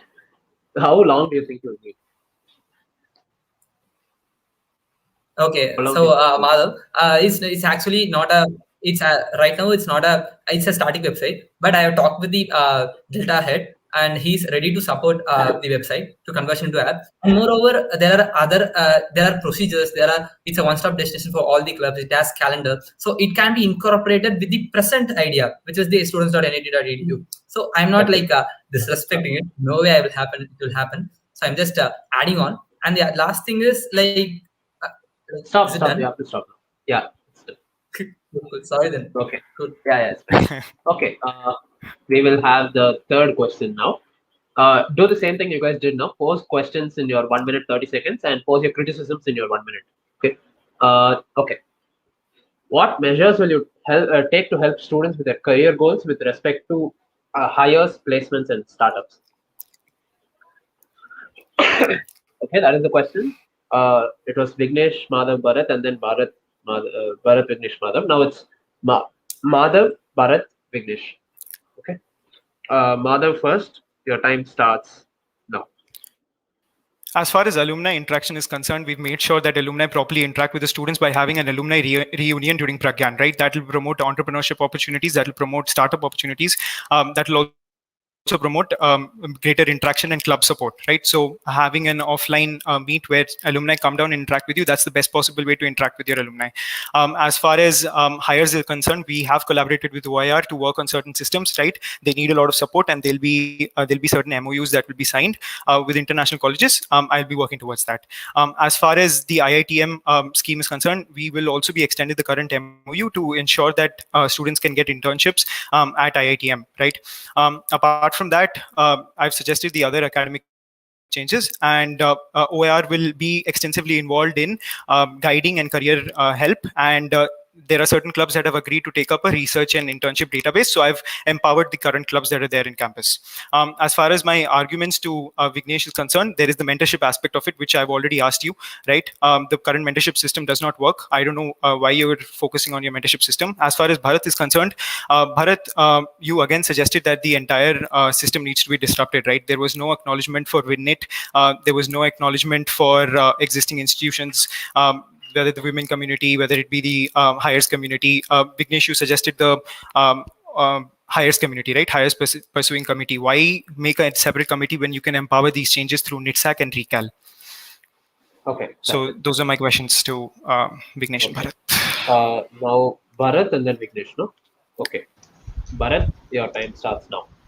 Yeah, regarding the hires, I've contacted the OAR, and they are ready to take initiatives for increasing the awareness for the students from the first year, and the student council will be constantly working with the OAR under the external affairs team. I've proposed a team for external affairs, which will be mostly consisting of members from OAR, and in this way there'll be a lot of awareness sessions for the students starting from the first year.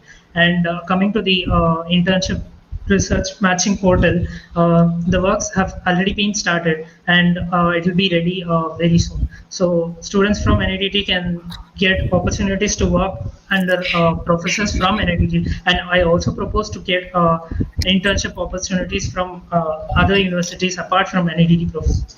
And coming to Madhav's point, I already spoke to WinNet, and I'm not completely creating a new fresh body, and I'm just incorporating the members from WinNet into the WN. So it basically means that members of WinNet will be in the WN, and it will give them opportunities to work easily, and things which are usually taking a long time for them to get approvals, etc., will be helping them in a short time. They'll have a lot of benefits, and they are very eager to work under the student council. So that is why I proposed. So hope I have answered you. Okay, now it's Vignesh's turn. Your time starts now.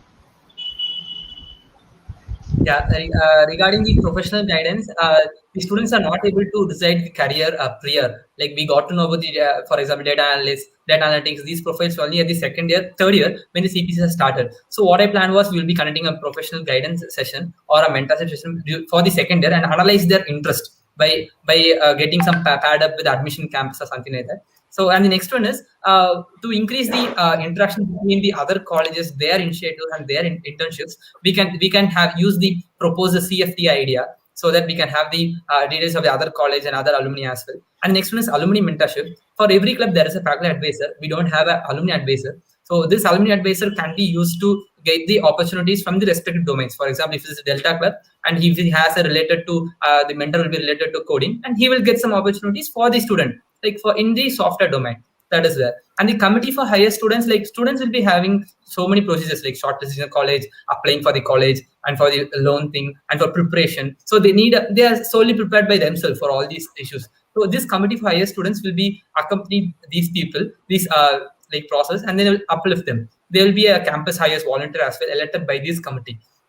And the next one is OIR will be insisting, we will be insisting OIR to sign up more exchange programs so as to increase the knowledge. And the last one is like the students who are writing for the exams, they don't have knowledge about the simulation softwares. So I will have proposed for elective courses which will be established during the first year.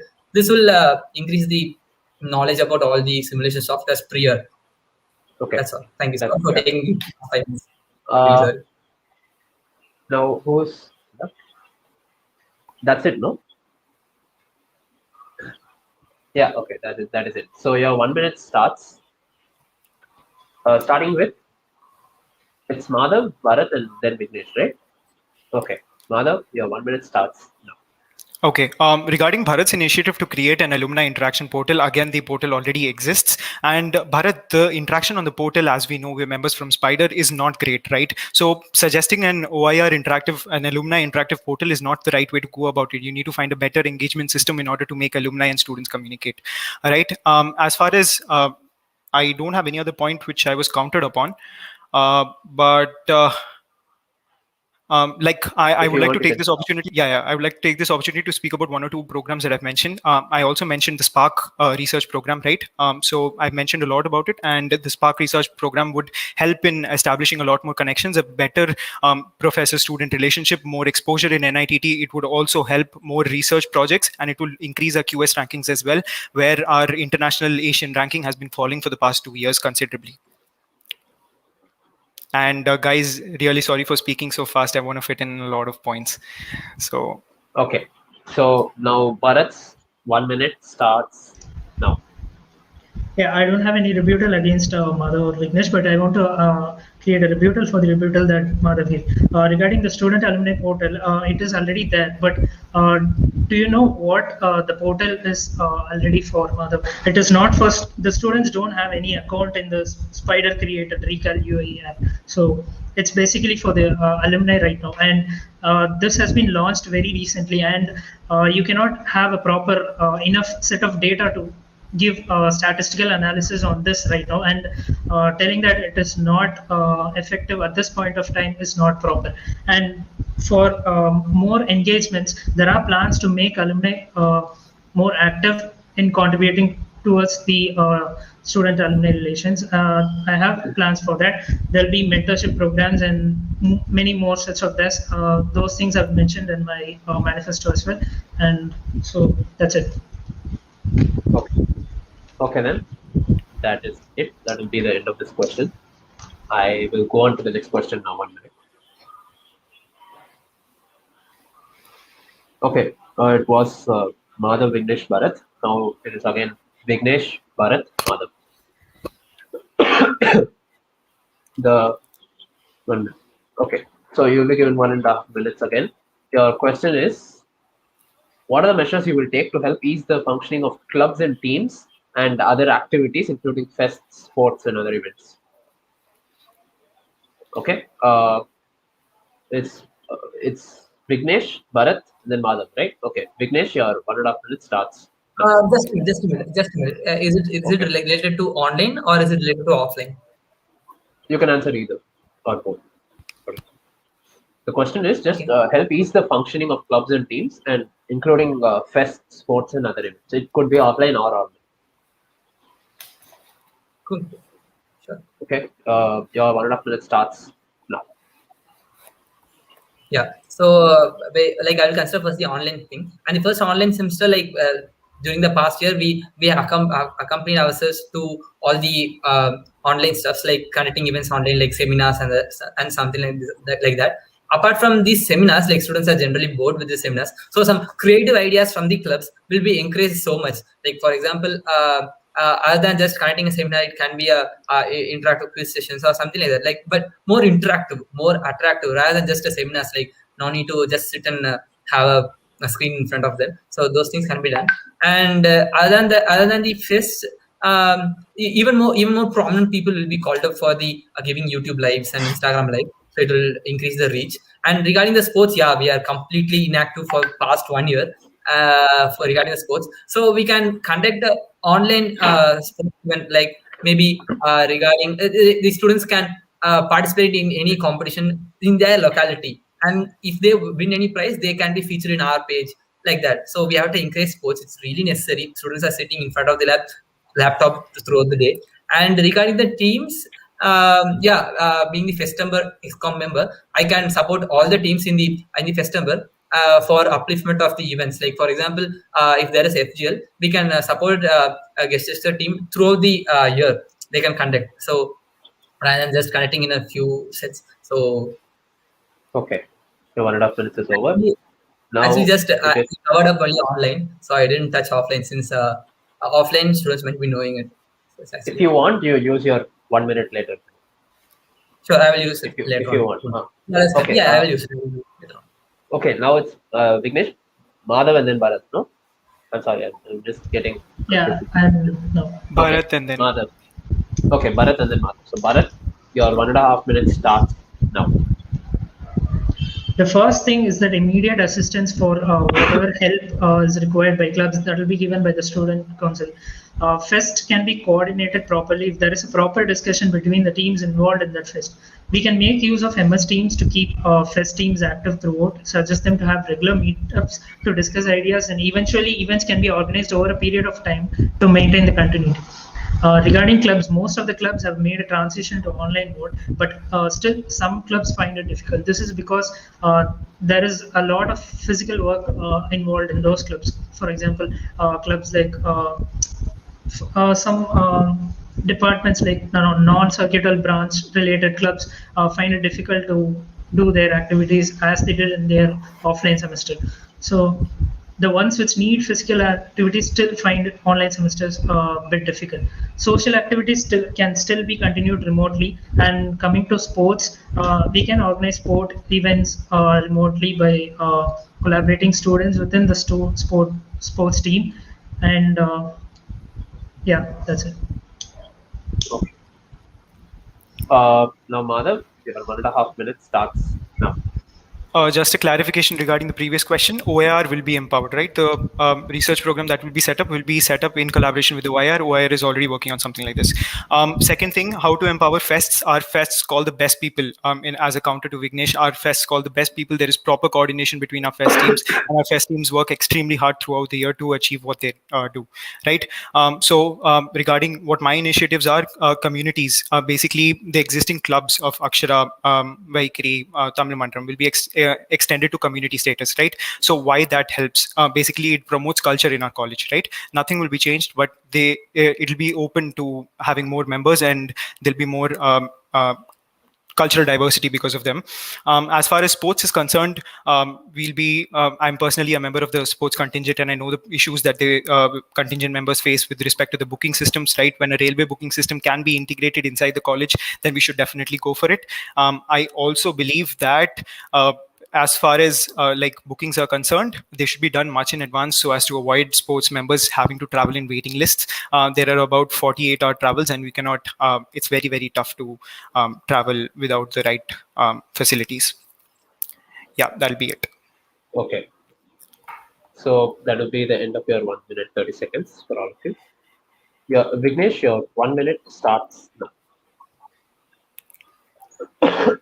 Yeah. So the first thing is for the online, we can add the SteamMatch subscription to all the clubs as well, so as to stream their events, so it can be supported. And other than that, if it's an offline semester, campus development initiatives can be done collaborating with the social council and as well as the technical council with the other clubs. So because to help the upliftment of the social clubs, we can add the technical council with the social clubs and create new ideas. And regarding the, we'll be creating other more open communities, like maybe a gaming club can be found so as to encourage students in gaming, but restricted to the specific hour. They don't affect the studies. And next one is a laughter club can be found where we actually forget to laugh, right? So like events can be called by the laughter club, and then stand-up comedy sessions can be held up. And other than that, the CFTI forum can be used so as to get the immediate information from the other colleges regarding any other sports fest which will be happening maybe a month or 2 months later. The proposed CFTI will be used so that the students can book tickets. That's it. Sorry. That's it. Okay. Now, Bharat, your 1 minute starts now. To Vignesh, you have mentioned subscription for premium SteamYard that will be given to clubs for discussions. In what way do you think will it be better than MS Teams, which we already have? Clubs have been using this for the past 1 year, and it is found to be much effective. And there's no need for SteamYard premium subscription for discussions within clubs. And regarding CFTI, you have mentioned, I hope you understand the difficulties in contacting around 30 to 40 universities and getting information from them and putting them forward to the students here, when you can personally contact friends from there to get the information happening like that from the student council or something like that. Yeah, I'm done. Okay then. Madhav, your 1 minute starts now. Basically, one point of improvement, I didn't get any counter, but one point of improvement that can be taken up for FEST is basically appointing an external auditor for bills and transactions. If that entire process can be smoothened out, it will be very, very helpful to all institutions inside our college, clubs and teams, right? As far as technical clubs are concerned, we can empower them by giving them access to center of excellences, right, like Siemens, and there can be a proper booking system in place for them to use the required facilities over there. So that'll be it. That'll be it. Okay then. All of you have finished your 1 minute. Okay. Am I allowed to answer for Bharat's questions? Okay, sure. I'll give you 20 I'm seconds. to answer for Bharat's questions. Yeah, I'll give you 20 seconds. Yeah, so Bharat, yeah, thank you. Okay. Yeah, regarding the SteamYard subscription, it's not within the discussion. It's used actually to live stream all the events, so, like in YouTube and Insta. At a time, it will be live stream. So it's not within the team discussion. I'm not providing it. It's for establishment. Last thing is CFA is just an initiation. So we can contact these other college council members, and we can just form a common forum. That's it. If you think it's impossible, I don't think so. It's actually possible. we are having Okay. so many people in the council, so we can Finish push it. them and form the council. It's just an initiation. Maybe around 20 colleges we can reach. Okay. The next council can So take up. the next two questions are about the candidates' return to campus plan. So anybody in the audience, if you guys want to call your friends, call them now. Sir. Okay. So your first question in this regard is: every candidate has announced their plan to allow students to safely return back to campus. How is your plan the most feasible one? Your okay. It was Vignesh Bharat Madhav. Now it is Bharat Madhav Vignesh. Bharat, Yeah. the question is: every candidate has announced their plan to allow students to safely return back to campus. How is your plan the most feasible? Your 1.5 minutes Yeah. starts now. I'm optimistic about the future of our education. With the advent of vaccines to combat the pandemic, I'm hopeful that we can safely come back to an education on campus when the time is appropriate. I will ensure that the panel consisting of doctors, experts in health industry, institute committee for health, etc., and also a student body will start looking at the time for the best time to return to campus. Uh, as I previously mentioned, the time when I released my return to campus post, the number of cases were 1.6 lakhs, and today it is 3.15 lakhs. So, and the vaccination is currently open for 18 plus after May 1. That's a good, really good thing according to say a hopeful thing. Let's take the case of Chennai alone. 75,000 people vaccinate every day so far. Assuming they ramp up the speed and vaccinate at a speed of 3 times as of now, so 2 lakh people get vaccinated per day. The number of people above 18 years of age is 6.28 crores, which is basically 18 plus. This number can be completed in about 6 months' time. So telling July is not a sure thing, or August or September. So the best time to return will be decided later.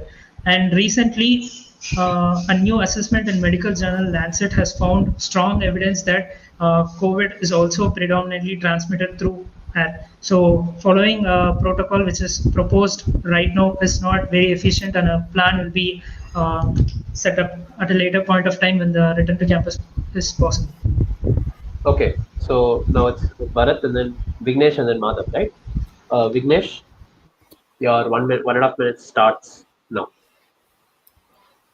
So yeah, basically for the return to campus, I have made the proposal to increase the insurance amount. Like I have talked to the I have talked to the insurance people to increase the amount from the present 450 to maybe 500, so that it covers the isolation ward as well. Present it covers the general ward, so it will be effective. So students need not spend much on the medication if needed. And I have proposed to start a COVID maintenance website, which will be used for callbacks, for calling back students and maintaining a database and altering database dynamically regarding the state of vaccinations, from where they come and how much is their temperature while they entering the college. These things can be noted down and it can be changed dynamically. And probably like as I have mentioned in my one of my testimonials, the vaccination for the students above 18 are actually allowed from May 1. So what I proposed is off-campus vaccination drive can be initiated from May mid. That's what I proposed, and I talked to the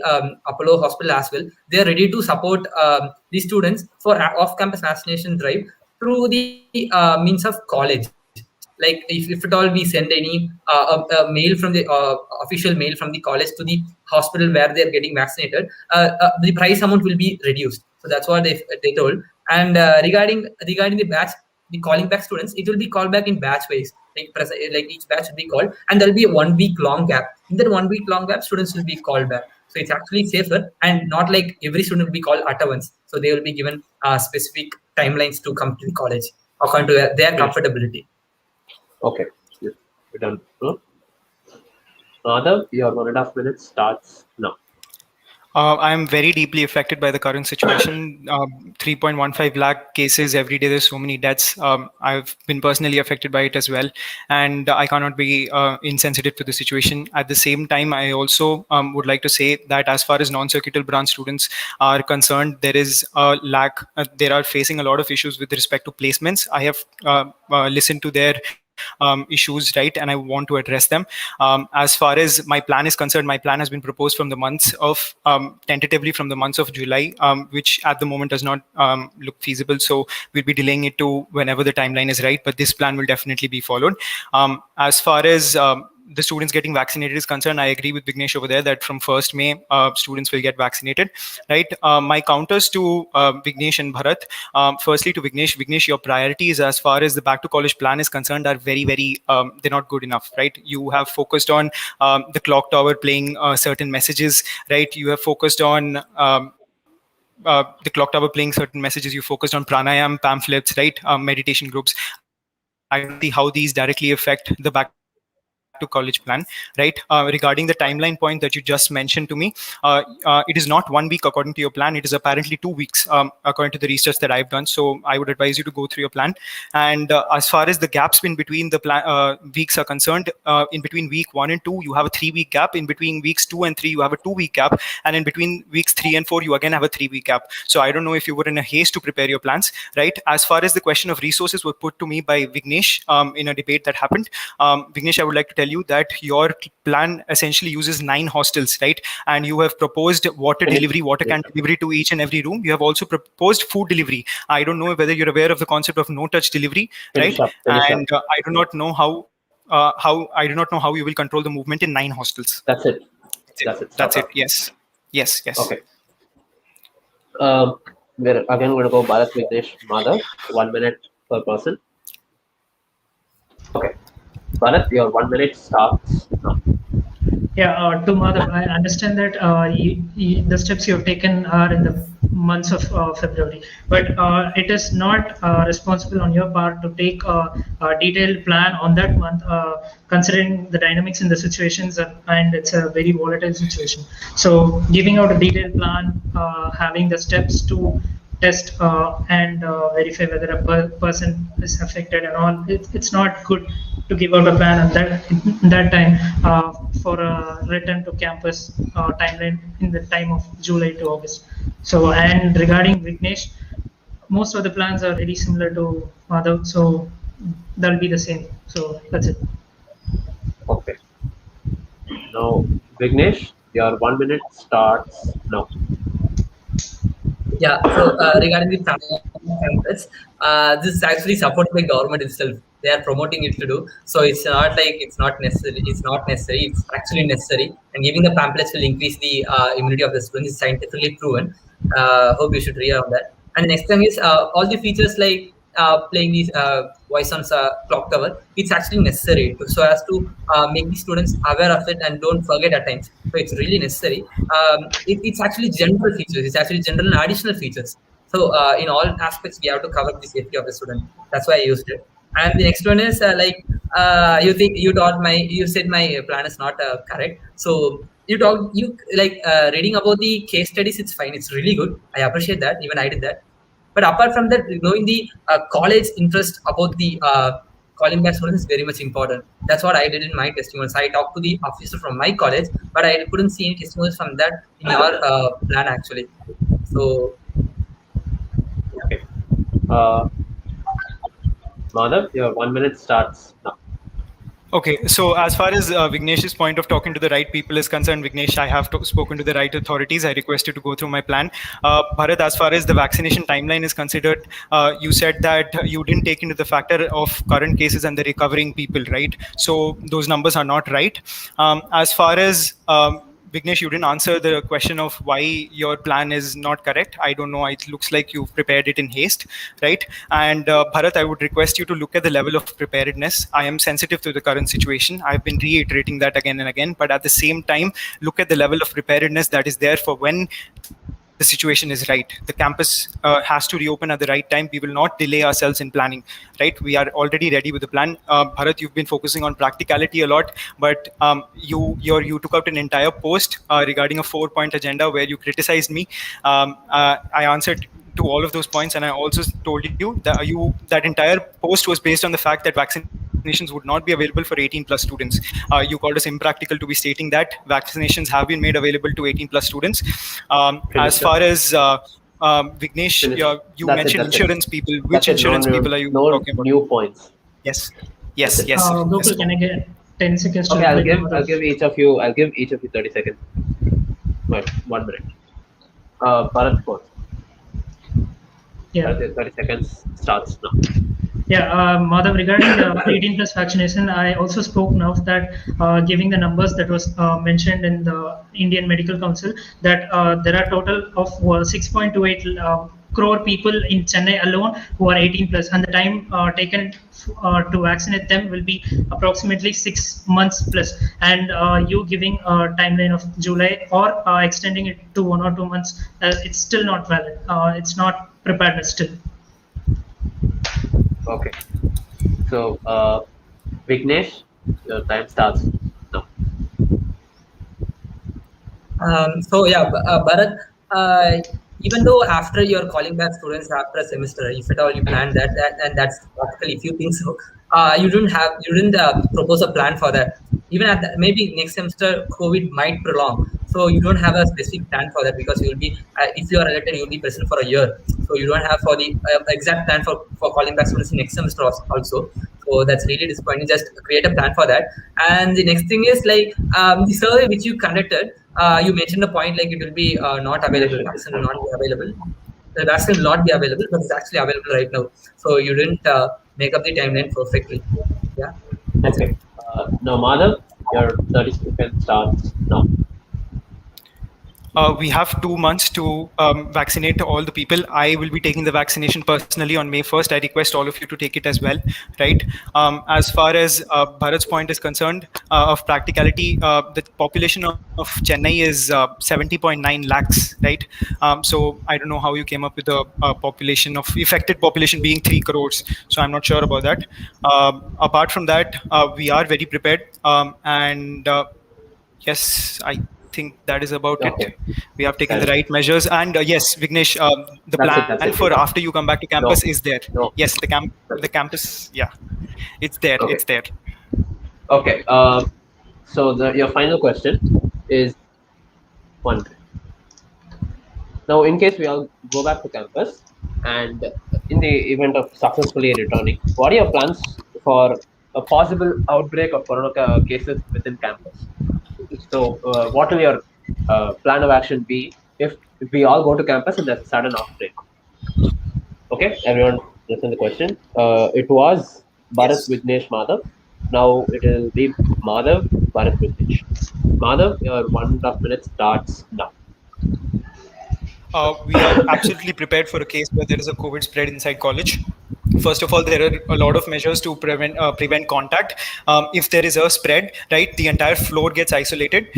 There will be a medical worker that will be monitoring the entire situation. He will be on ground. Student council will also be assisting them in this, right? The affected candidate will be moved to the guest house. If his situation worsens, we will be taking him to Apollo, right? So there will be a COVID ambulance will be available inside college. There will be workers available inside college. As far as vaccinations for people who couldn't get vaccinations are concerned, Apollo has agreed to set up a vaccination camp. I agree that we have agreed upon this. So this conversation has already happened. That's about it. Okay. So, wait, now Madhav, Bharat, Vignesh. Yeah, let Bharat? Vignesh go. I'll speak at the end. Okay, Vignesh, your 1 minute 30 seconds starts now.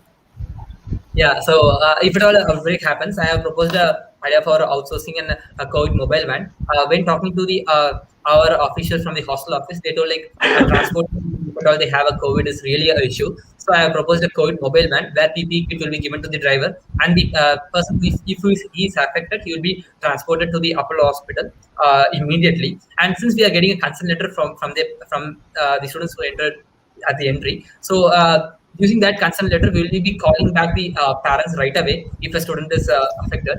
And next thing is like from my point of view, the outbreak of corona cases within the campus will be really less because vaccination will be done for all the MES members, which will be the major point of outbreak. And if at all no students will be allowed to go outside the college if they are not vaccinated. If at all they are going outside, if a person is actually going outside, overnight quarantine at Bukos will be established, so they don't have they will not carry any COVID particles. And regarding the luggages, if they have any maybe corona in that luggages, it will be passed through sanitation tunnel. which is proposed. So from my point of view, there will be not that much outbreak will not be happening. And if at all his friends are affected by the COVID, then these students will be tracked using the Arogya Setu app as well. And he will be called and he will be talking to all the students. Like we will get the list of students who was in contact with them, and then tracking is possible because we are having a COVID maintenance website. This will have the entrance and exit of all the clubs, like all the rooms. So we'll be having that. Okay. Okay. So now Bharat, right? Bharat, your 1.5 minutes starts now. Okay, basically this question is contradicting to the point which I proposed.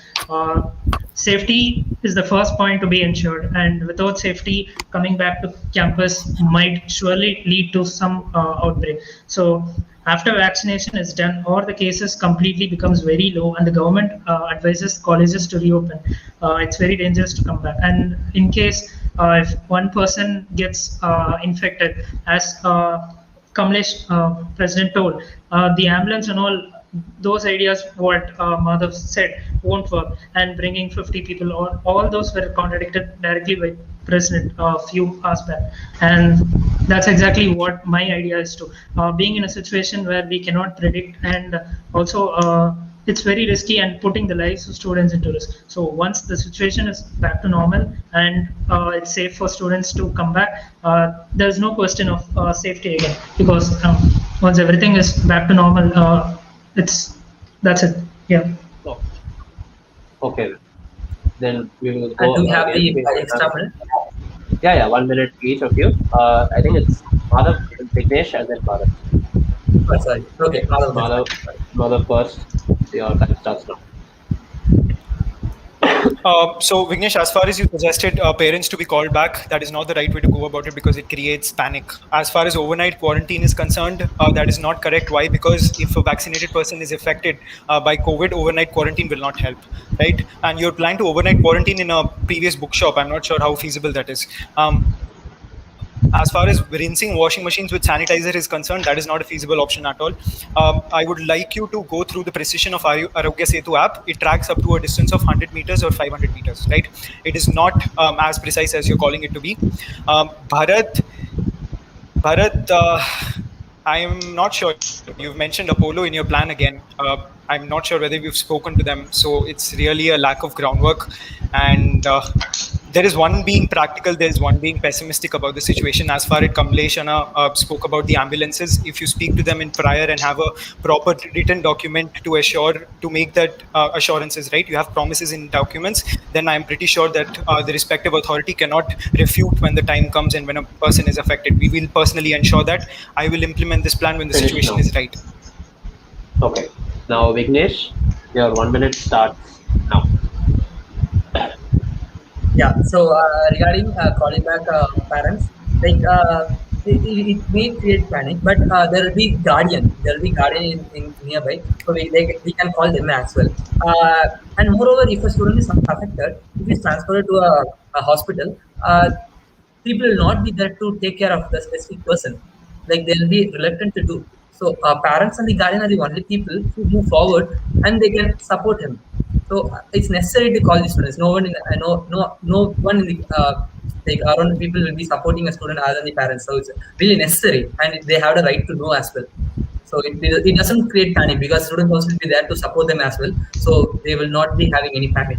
And the next thing is vaccinated people when they are allowed to go inside, it's only for very important situations. It's not just for outing or something. So and overnight quarantine, vaccinated people will not be affected that much. Like they will be already immune to it. So vaccinated people will not be carrying any particles. If at all, if they carry their glucose has been talked already. So there are provisions. Finished up. Okay. So now, Gokul, if you could give us 30 seconds at the end of this talk. 30 seconds, yes. Yeah. Okay, Bharat, your 1 minute starts now. Madhav, your plan doesn't consider the case when one goes outside the campus for getting the essentials. For example, mess workers will be there and the raw materials has to come to the college from outside. There is no provisions for getting raw materials for entire month or so from the outside. And what happens if a person goes outside and comes in? Will he be under quarantine? This you have not spoken about. And regarding food packaging, you cannot run it for a long time. The food will be limited and students might not like that or maybe allergic to some food and they simply might hate it. So this surely will lead to increase in percentage of people who get food from food stalls, which is not safe. It is easier to take precautions in mess than in food stalls due to limited size of the stall and human resources available. Yeah. Correct. Okay. So I'll give you each 30 seconds. After this, that's it. We're going to be finished. First Madhav, then Vignesh, then Bharat. Madhav, your 30 seconds starts now. Bharat, as far as going out of campus is concerned, there is a plan for that. While coming back, you need to quarantine for the same amount of duration. You need to follow the entire process again. As far as food packaging is concerned, IIM Lucknow was running this entire process for a duration of 6 months. I have redone my research. I have contacted them. As far as my plan is concerned, a lot of people have been telling me that I'm criticizing people. As far as my plan is concerned, there'll be 50 students that are coming every day, right? You'll be putting them one person in one room. There are lots of initiatives for safety. There will be no contact. It will be completely monitored. Workers who are coming from outside will be let in slots, right? As far as people who vaccinations, as far as vaccinations are concerned, we have spoken to Apollo to provide vaccinations for our students, for only those who are not vaccinated yet. Okay, Vignesh, your 30 seconds starts now. Yeah, regarding Madhav for going out and following the same procedure again, like if at all a student is going out of the college and if he's supposed to follow the again cycle, it will be really hectic for him. Like he can't enjoy the college life just following the quarantine cycle. Then why he should come to college? So instead of that, we can provide vaccination for him. So and we don't want to allow him as well. If he's vaccinated and going outside, we can just quarantine for a day or two. That's more than enough. That going on the whole cycle is really tough. Okay, that is it. Bharat, your 30 seconds starts now. Regarding what Vignesh told, Vignesh, you also have the same plan of quarantining people who come to the campus. So even if you vaccinate, there is a chance of still getting affected. So to ensure safety, quarantining is the only way. And if you are allowing students to come back after going out, there is no other way. And you telling students are vaccinated, they can just roam about in the college is not meaningful. Okay, then. That is it. This will be the end of our debate. I was about to ask for closing statements, but no need because we've already given you 30 seconds for this one. So all the best to all of you. This will be the end of our debate. Shout out to Task Force for organizing SoapBox here and Athenium, I guess, for conducting this debate. Thank you everyone for watching and like and subscribe. Thank you so much, Gokul. Thank you to Athenium. Thank you to Aditya Sinish, who coordinated with us, and really appreciative of the fact that you coordinated this event. Thank you so much. Thank you, Task Force, and thank you, Athenium, for the interesting debate. Thanks a lot. Yeah. Thank you, Antinium team. And now we'll go to the next session. And it is Task Force questions. I invite Task Force members to come and ask questions. Good evening, boys. It's been a very long session, very fast-paced session. Take a deep breath, calm down. Meanwhile, I just want to tell this to you guys. In 2 days, one of you will be president of the Students' Council and other two will not be.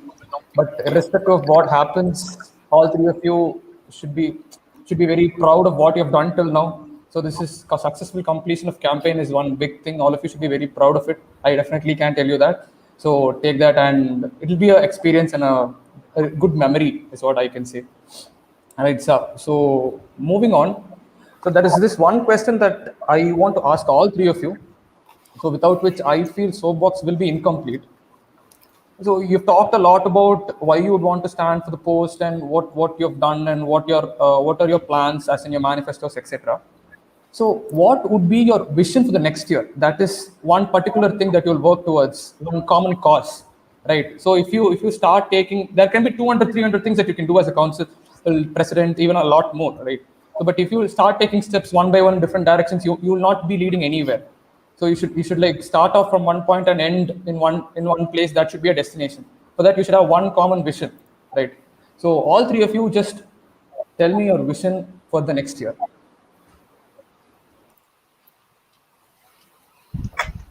Anybody can go first.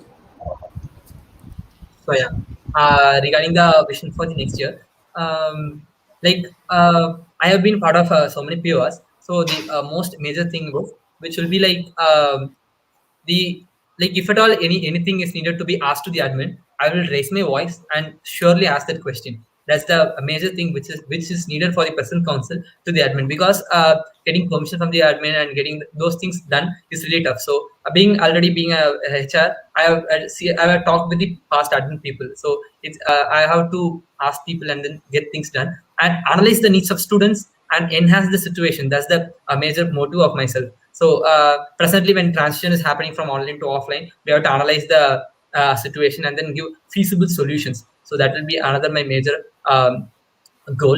And the next one is whatever the problems comes to the council, to me or the council, I will be splitting up the work and giving to all the council members so that it will be heard properly. For example, like everything will not be done by the president as well. It will be splitting up and given to the council as well. So it will ensure that all the work is done and all the voices are heard. That's my major motive. Yeah, that's it. Nice. The next person. Okay, I'll go. Thank you so much for asking this question. Thank you for organizing SoapBox. As far as the next year is concerned and the visions for next year are concerned, obviously I would love to work with Vignesh and Bharat, right? I hope all three of us continue working to the welfare of the college. As far as they're concerned, like they've motivated me throughout my campaign. Every individual of NITT has motivated me throughout the campaign. And I personally took the solemn resolve of reaching out to each and every one. As part of my campaign. I'm sorry if that disturbed a couple of you, but the main motive of that was to reach out to everyone, listen to your concerns, ensure that you realize that I'm an approachable candidate. Venkat, as far as the approach for next year is concerned, what we'll be doing and how we want to carry out our tasks, we'll be ensuring a very simple method to ensure that maximum students are affected, right? The problems that are the most gravest are addressed first, right? And definitely every time throughout the year, the Students' Council will be approachable to each and everyone inside the campus, right? Always up for a call. I can get, if I get 150 calls a day, I would be glad to accept each and every one of them. As far as my other facts are concerned, for example, there is a very important issue, people getting refunds, right? Mess refunds, having the choices. Every student should be able to speak. I plan on integrating and involving every single student in NITT. What should happen is each student should have his own voice, right? It's not just through me. I will lead the change, but I want each and every one of you to speak up, right? So if a student speaks up, he will directly address it to the director, right? Whoever the associated body is, he will directly address it to him, and I will make sure that the concerns are heard with the respective authorities. If it takes me 1 visit, 2 visits, 50 visits, I will make sure that the concerns are heard. Thank you. That'll be it, Venkat. Thank you so much for asking this question as well. Yes, sir. Nice. Next, Bharat, if you can have it. Can I go ahead? Yeah. My vision is not very different from that of NITT. NITT's vision, as you might know, to be the universally global trusted for technical excellence, where learning and research integrate to sustain society and industry. So my vision is basically to help NITT in that path of success, to get NITT more developed and more excelled.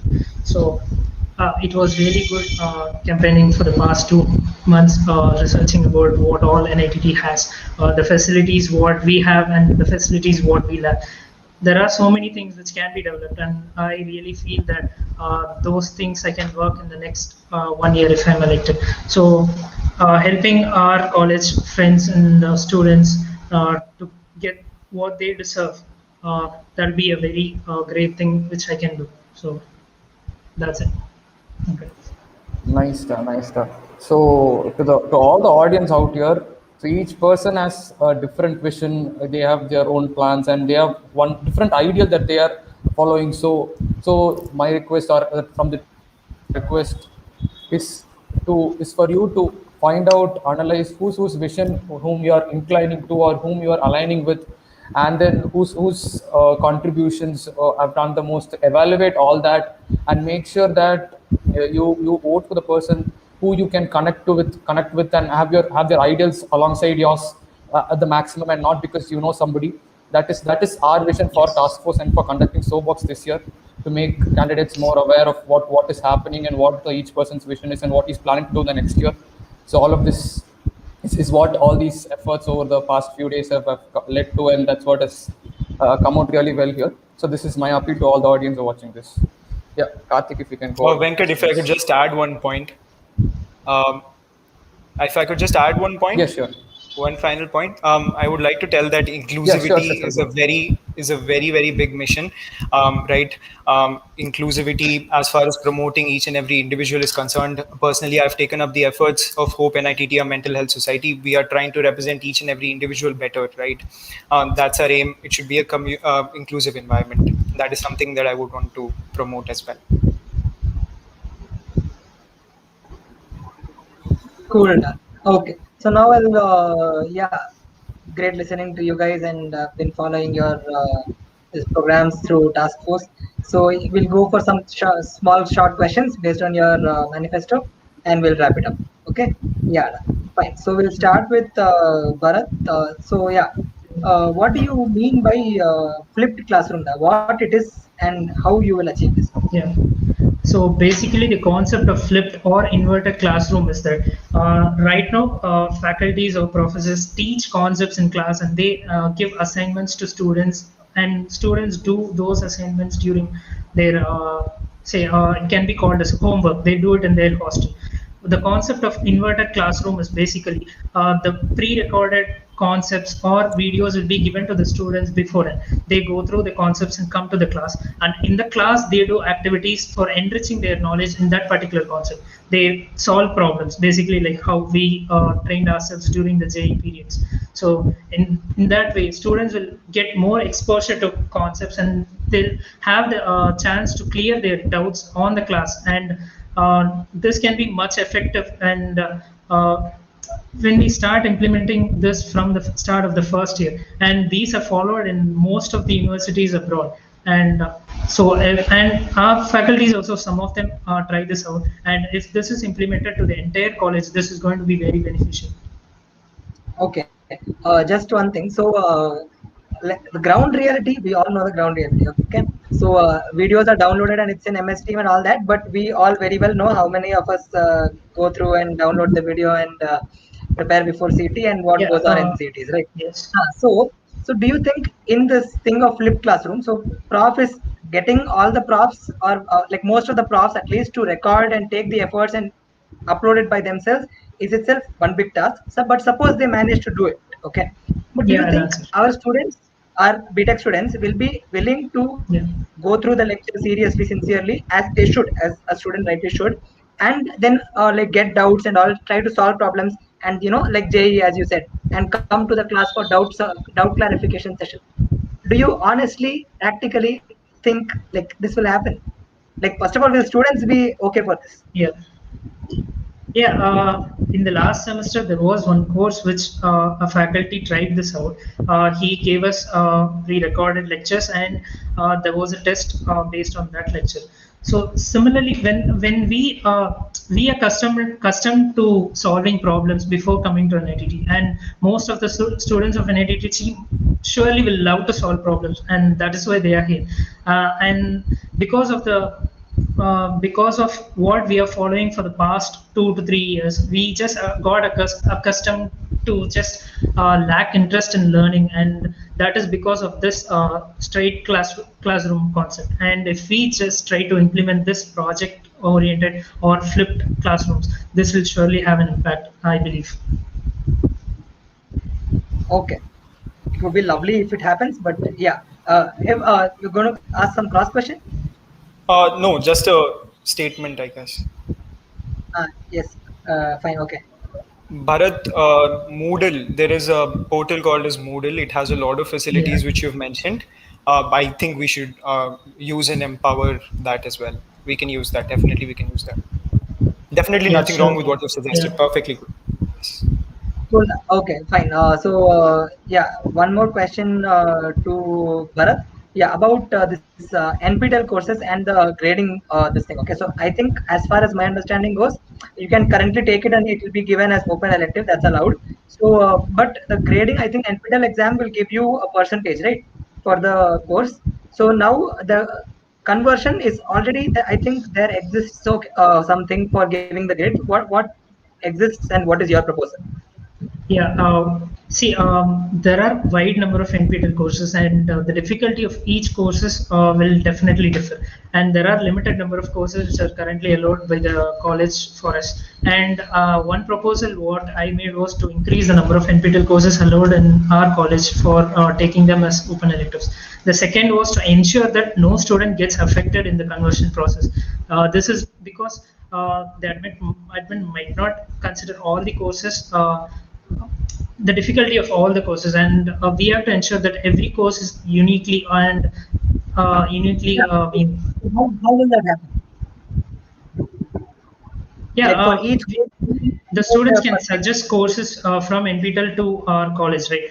The courses will be taken on, say, if there is a reasonable number of suggestions, the students are going to be reasonably high. So in that case, there'll be a process to normalize the marks obtained by students taking the NPTEL courses and students taking normal college courses. So based on all things, the academic support team, along with the feedback from the students, can ensure that students are not affected in this process. okay, okay, but it will be a big task only, right? But yeah, fine. Yeah, sure. Okay, now, so we'll go to next candidate, which is Madhav. Yeah, Madhav, about direct bus to Neyveli, Salem, E-Road from NITT main gate. Why Yes. is it necessary, first of all? Karthik, the current number of routes which are there, right? They're all connecting routes, and the bus timings are very, very late at night. I'm as well aware as you are about the fact that girls cannot travel after 9 p.m. That is another issue, right? So if you can make more routes available at specific times of the day, right, you can ensure that there are direct buses, right? We're talking about a post-COVID era. If you can talk to Redbus about promoting direct buses to cities, it would definitely go a long way in improving connectivity of our college, right? This is not only just from a student perspective. When you improve the connectivity of college, a lot more things come along with it, right? So you can have people, artists coming down, you can facilitate their transport as well. And I guess all in all, this would be a really good initiative. Yeah, but like I haven't heard of any students complaining that oh no, bus is not there. It's a struggle to go from Neyveli to, because Neyveli, right, there's a huge chunk of students come from Neyveli every year, so they are all living like normally peacefully only. Like they haven't faced Yes. a problem, is what I feel. Okay. Maybe you might be correct about that, but at the same time, I want to ensure that there are more bus routes, right? And some of the locations that I mentioned, as far as like Hosur is concerned, right? Neyveli isn't just the only location I've mentioned. As far as Hosur is concerned, other regions are concerned, Salem is concerned, we need to have more buses in those regions as well. So probably I could agree with the fact that Neyveli being there is not the right city, but apart from that, there is an urgent need to promote bus routes towards other cities. Okay, but again, this is also will not be an easy task, right? Yeah, Fine. definitely. So, I agree with you. This is something we'll be working towards. yeah, the next question, Complete getting to the equality, this thing, and part of your manifesto. You have told, work-based extension for curfew will be given to girls, but it is Those are the already ones. existing, right? Octa and Yes. Signed and those things already it is existing. So what is new in Yes. that? So the fact that is new in that is currently for girls to get extensions for that one night where they want to spend it on club work, they have to take at least 5 permissions, right? First the steward, then the warden, continuously these approvals get rejected over here. And once you establish a system where it is coming from the admin side, right, that work-based approvals will be allowed, then the process will be more seamless, and it will be more streamlined as well, right? So basically what you're ensuring is, if a girl goes to the warden and says that, sir, this is the permission, my club heads will be responsible for me working during this stipulated hour, one sign and it's done, right? So there should be direct communication between the stewards and ease the process. You want to yes, ease I out want to the ease the process. I want to ease the process, right? I want to definitely ease the process, and there are certain aspects which should be improved, right? You cannot, there are permissions that get rejected. If it comes from the admin, if it comes from the students' council, there will be no scope for that, right? We will ensure that every girl can get permission to work at any stipulated time. Okay, but you could have written actually easing out the process of that thing, because like some students might, like some people might not even know that it exists. So yeah, like, you know, so yeah, definitely. okay. Definitely. No, there was no intention to mislead. It was only that the process needs to be made more seamless. It needs to directly come from the admin and the students' council, so that in the future, such a request is not rejected if you have the right permissions, right? Okay, fine. I think my data empower everybody. Hello. Yes, sir. Sorry, my data got disconnected. So, Madhav, regarding the bus facilities question, my only doubt was that is it under the jurisdiction of NIT student president to facilitate Trichy bus routes, etc. So, is it in our scope of doing it? Like, as a student president, would you be able to do it? Student welfare is under the president, and this is a initiative, right? So I guess this can definitely be taken up, right? Especially if you're talking to the authorities and this is an external thing. I've heard of past council members speaking to the municipalities to ensure that certain initiatives are implemented inside college, right? There were more number of buses that were made to stop outside NITT when the student council members personally took the initiative to speak to the municipality, right? So as far as external contacts are concerned, there's no harm in that, right? If a president is willing to assist the students in whatever way possible, we are listening to your concerns, we'll be there. Fine. Just one more this thing about the equality thing only. You have not mentioned anything about curfew or anything. Like you have stuck to work-based extension. So don't you think currently giving work-based extension to girl students for carrying out their activities, while on the same time the boys are free to carry out their activities without any permission or anything? Now that is inequality, no? So that is not going towards like the equality that you should be aiming for.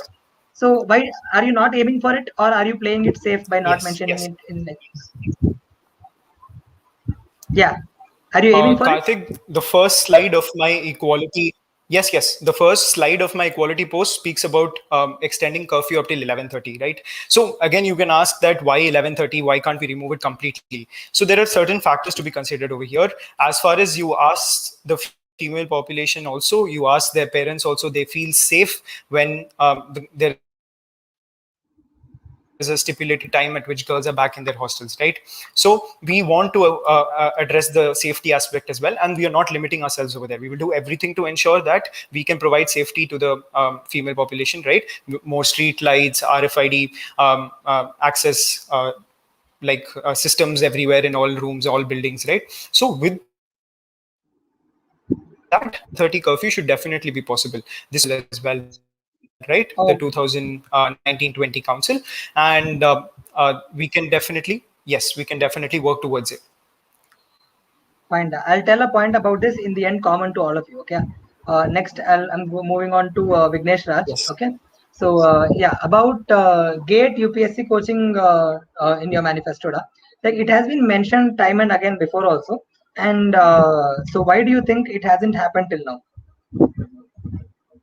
Yeah, regarding this, it was actually mentioned by during the constellation of 2018 as well, in the Shivam Council actually. The main reason I talked to him, the main reason which it didn't happen at that time was the number of students participating in UPSC and other government exams is quite less at that time. But it's not the case right now. So many people are being motivated to get into UPSC. So students are being motivated to take the classes. That's one. And the other thing is, students are willing to take up UPSC classes in a premier institutes. In a premier institutes, like not like from an institute from Trichy, but a premier institute maybe a contact from Delhi or from Chennai, like Vajiram Rao or Shankar IAS, like that. So students are willing to take up like classes from that. And the other thing is there will be several subjects, which includes like around 7 to 8 subjects. So each faculty cannot come down to teach for just a couple of days. So these these three things was the problem. What I proposed is I talked to those Vajiram Rao Institute. Yeah, what is your proposal? Sorry. Yeah, what is your proposal? Yeah. So I talked to certainly. I'm getting it. So what I did was I talked to Vajiram Rao Institute and Shankar IAS Academy as well. They are ready to support us, but the thing is, the important papers, leaving out the optional papers, they are ready to support UPSC aspirants regarding the important papers alone. Like the optional papers will be given online solutions, online videos, but the important papers will be taken up by the UPSC admin. That's what they told. And moreover, I'm not getting students from teachers from Delhi. I have contacted the institute from Chennai actually. So they are ready to come, no issues. Is that the premier institute that, like you were saying, students want good institute to take coaching? Is this will be like a good institute? Yeah, certainly it will be a good institute. Yeah, I cross-checked regarding the placements of the students. Okay, but one common this thing was, according to what we have heard till now, is that at that time, as you said, not many takers were there for UPSC especially. Okay, because and also UPSC is a little bit of more of a long process, and most of the students find it very tough to manage that with their 4th year or 3rd year studies, and like to get it up very quickly. Maybe GATE or CAT could be easier, CAT more apty and GATE more of the BTech thing. So that could be more of a possible thing to bring coaching for that. Okay, UPSC, you should again see how many are willing first of all, and many people would like very premium institutes. They would rather not do it right now. And again, the money part, we haven't even discussed that. That also should be like this thing. Again, it's not going to be an easy thing. And how many are willing also you should see. Okay. Yeah, it's actually English, but it's possible. It's possible. And the thing is, like, since it's a long process, I have planned to start it from the year starting itself. That's why it is planned. And regarding the subjects, like it will be having history, geography, those things. So those things, lessons might not be taught. Lessons will be given as syllabus, and doubt clearing session may be kept. But students can improve themselves on the other things like general knowledge. They can improve, and regarding the personality development. So these classes can be attended. And for the other important subjects, classes will be taken. So it depends on the student. Depending upon the people who are ready, it will be possible. Also, again, you should see internet, okay, because the internet has been getting more and more like ubiquitous and like accessible to everyone, even like every year.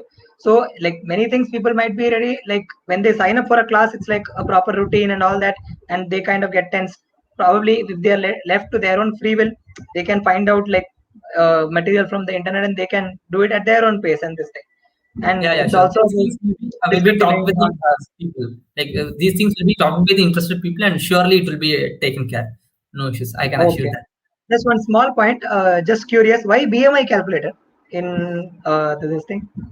Anyone can calculate BMI with calculator.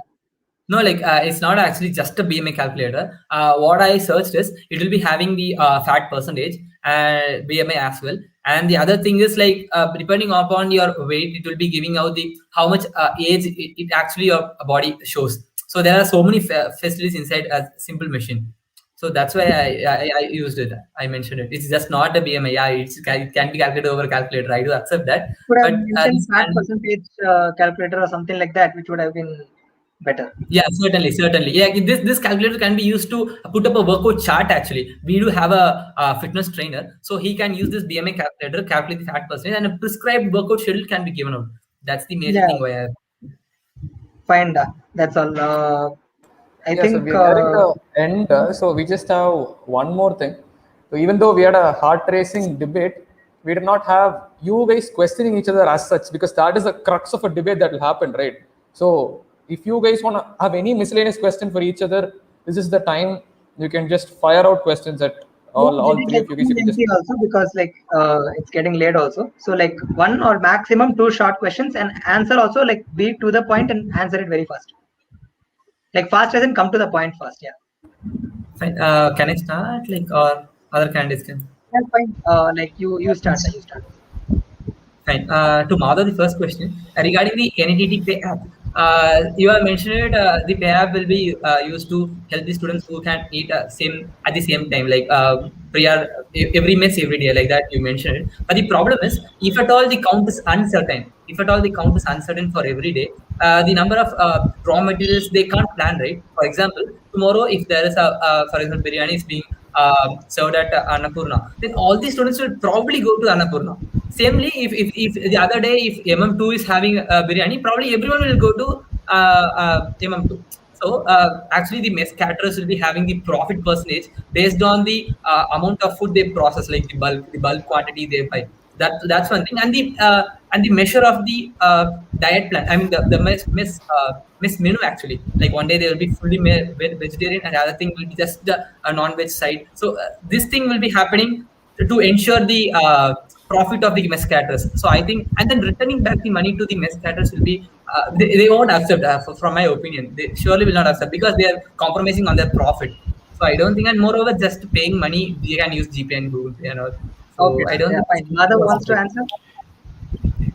I'd like to answer. Vignesh, this is a system, if implemented, will assure good food continuously for everyone. You and me both are aware of the situation that by the end of the semester, by the end of the month, the quality of the mess deteriorates, right? You can have as many mess committee meetings as you want. You won't be able to address that issue if you don't have a self-sustainable system of feedback, right? As far as your point is considered of food calculation, right? Currently also there is a lot of food that's being wasted, right? So there should be a system in place for taking daily account of how many people would like to visit this particular mess based on the food choices, right? So if we have proposed in our NIT Pay app that there'll be a day's prior booking, right? So that you can accumulate the right raw materials and you can cook accordingly, right? So to ensure no wastage. At the same time, if there is wastage, we would like to donate it to orphanages and people who cannot get enough food, right? So as far as, sorry, what was the second point? Could you repeat the second point, Vignesh? Second point. As in, like, the second question you asked me. Regarding the raw materials, that was one. And the diet plan will be used for the mess caterers to make profit. Yeah, for making profit. The diet plan, they can use it. Yeah. So as far as so as far as I'm not answering the biryani question, but as far as the diet plans is considered and mess performances and mess profits are considered, I'm glad you asked. Yeah, right? You can answer the biryani if you look at the well. system, The current is, you can answer the biryani question. It's actually so logical. Biryani will be provided by the mess caterers. Okay, so I'm not sure why you're bringing that up in a president's debate. You didn't actually understand my question. What I said was, if at all food like biryani will be served in any mess, all the students will be going to that specific mess. And if it's served in Annapurna, they will go into that. And the next day, if the same thing will be served in the MM2, all the students will be motivated to go to MM2. Yes. I mean, like, if every student is going to these messes, and what will the other messes do on the same day?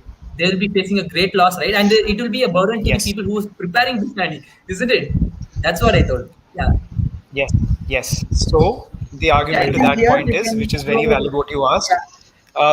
Just one last argument. I'll just clarify that fact and then we'll So basically, you two have motivated me to work better. If one single mess is offering biryani, the others will also have to revamp their food menus, right? So that they get equal participation. This encourages competition between messes, and this leads to better food serving and food production. So that every member of NIT has so many options at their disposal, best quality of food. So that is why the system has been promoted, right? Mess caterers will get their profits. They will work for profits, right? They will earn their profits. When they earn their profits, it's a self-sustainable system, right? So if you've been through the mess system that I've proposed, every amount above a minimum spending limit directly goes to the mess caterers, right? So there's an incentive to earn more over there. If a mess can earn more, it will work harder, right? If you work harder, then the mess system will automatically be improved. Fine. Okay. So just one point I would like, from my understanding of these two things. Okay.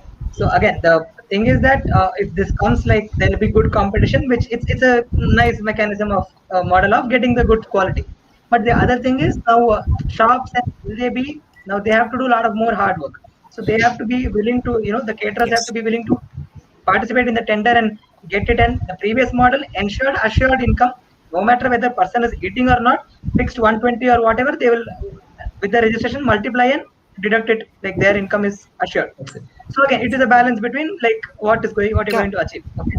Yeah, fine, peace. Next, we'll go for some other one asking someone else. If I could justify that. No, yeah, you have Caterers will get guarantees. They will get the fixed. Yeah, they will get the fixed amount.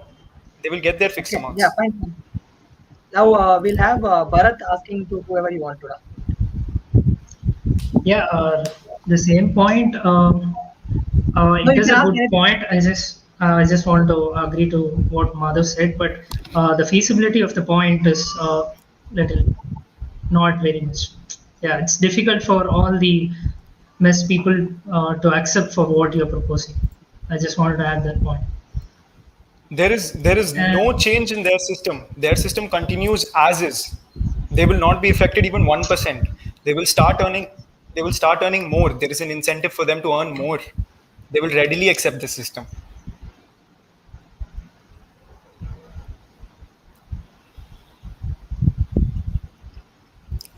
Just a small thing. Does anyone want to Madhav ask anything to anyone?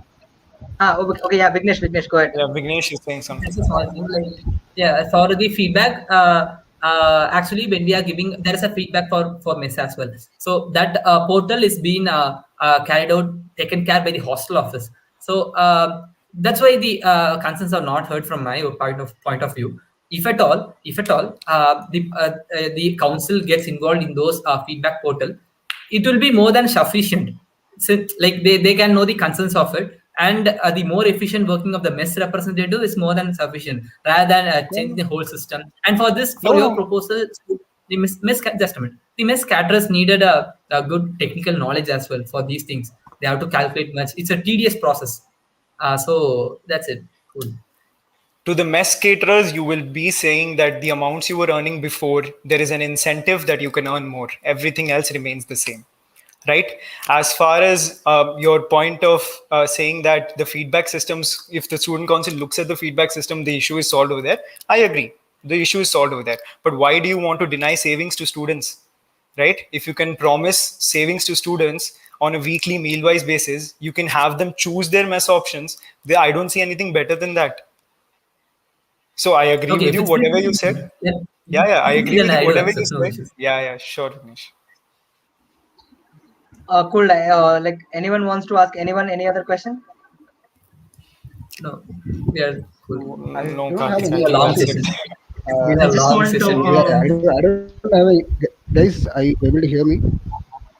Yeah. Yes. Okay. Yes. This has been going for a very long time. Okay, like this went for 2 hours and 15 minutes. I just want to know how deep you guys have, researched your part, like your competitors' manifestos. So what I want each of you to do is, since I assume you have read everything clearly, I want you guys to, summarize your candidates' manifestos in a positive manner. What all you think they have done better than you, like you did not think about it. I want you to talk about it, like a few words which I'm sure you would have seen a manifesto and it was like, I should have thought about it. So I want you guys to like tell at least like 2 points what you found best in your partner's manifesto.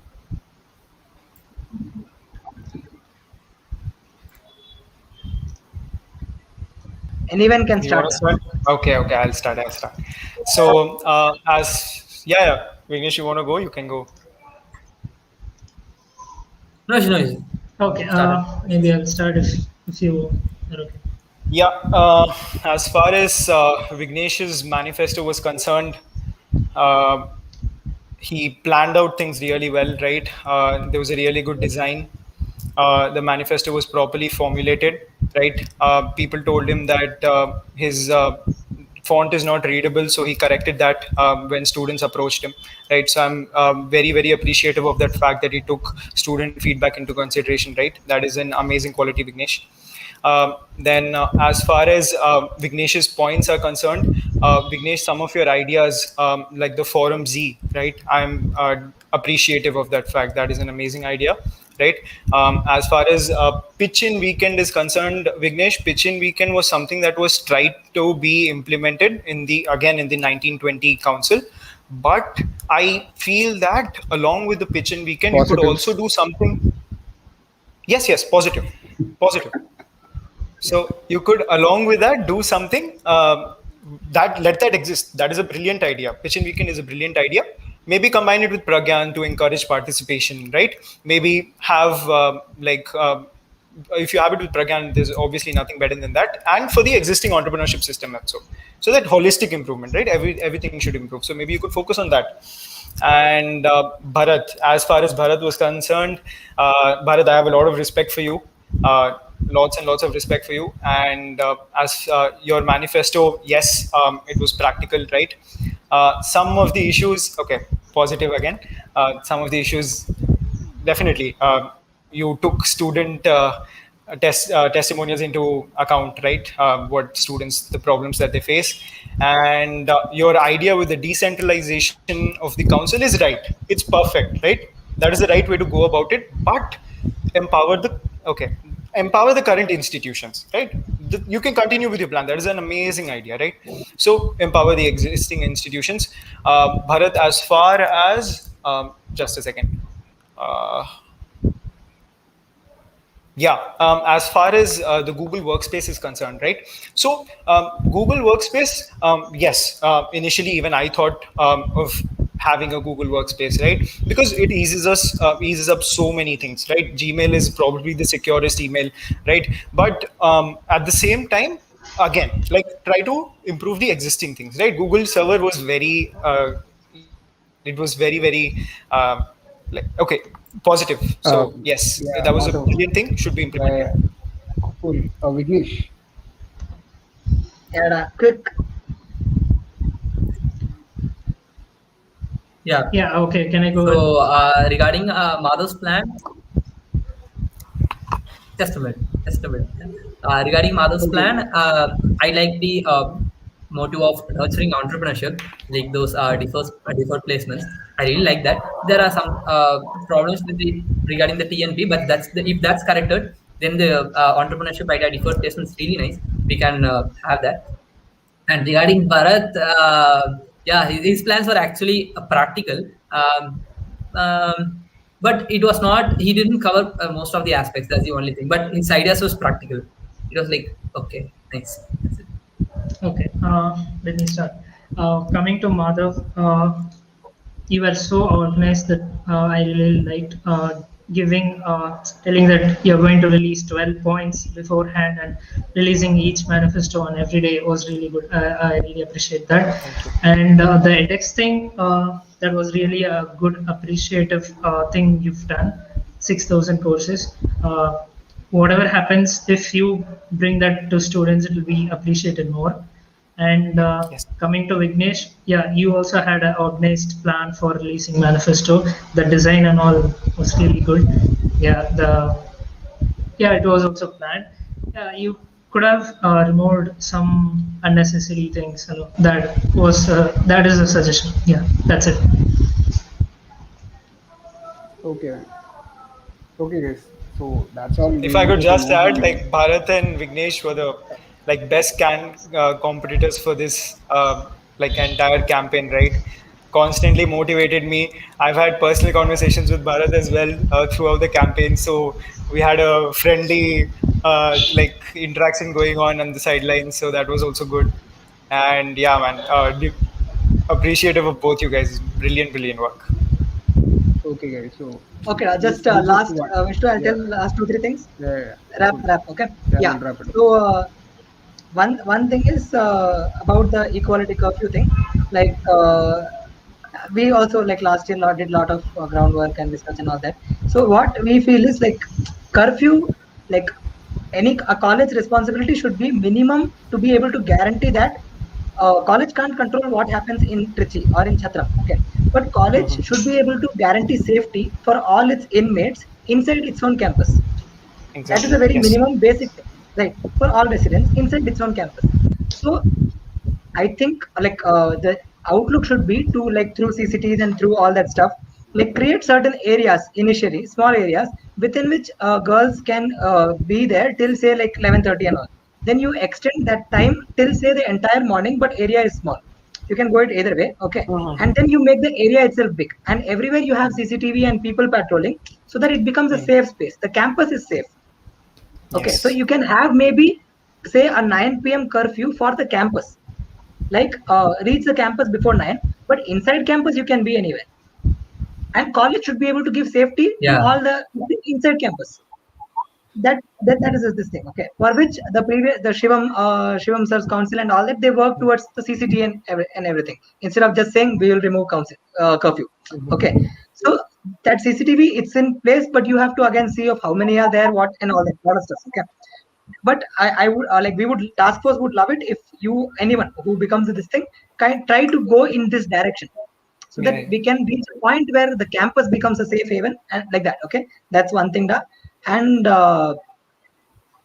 one more thing is like some of us like task force, or else we can say, holds the opinion that the post names would be good with some restructuring, okay. The responsibilities and goals have been divided properly. Only one gets there, one Festember Pragyan, it's all equal, that's fine.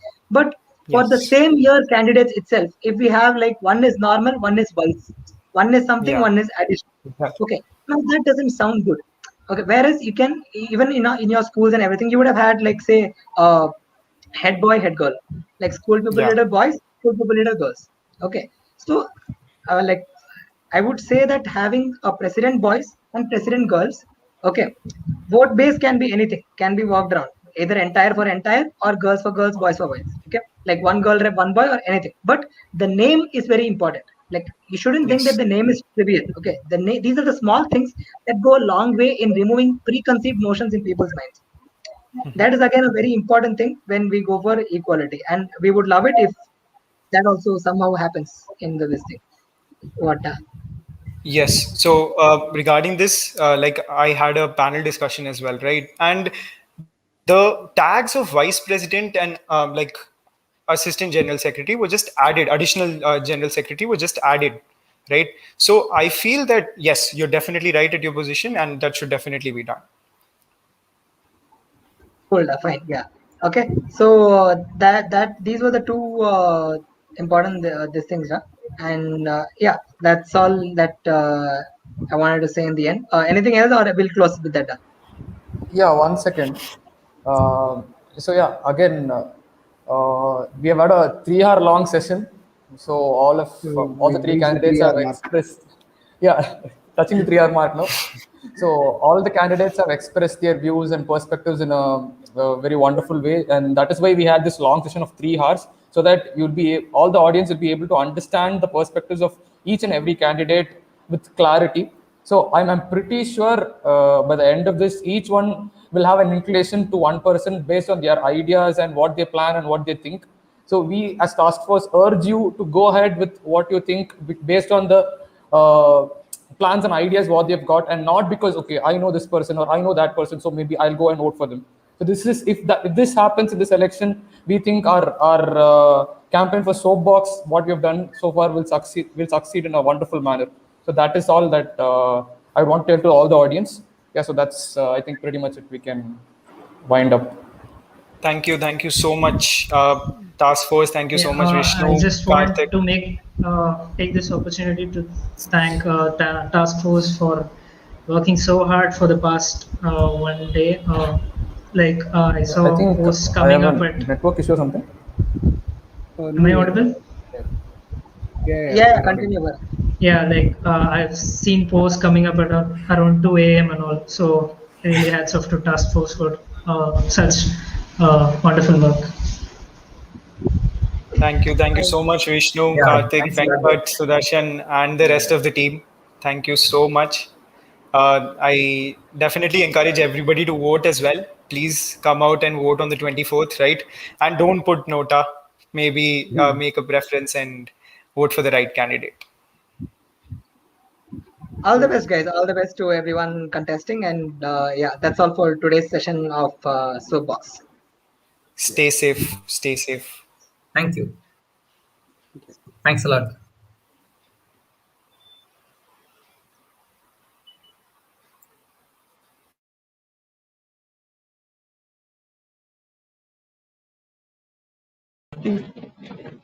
Yeah, thank you, and thank you everyone. And we believe that every audience got an idea about every candidate, and we hope that this elections goes fair. And thank you everyone for attending this session. Thank you.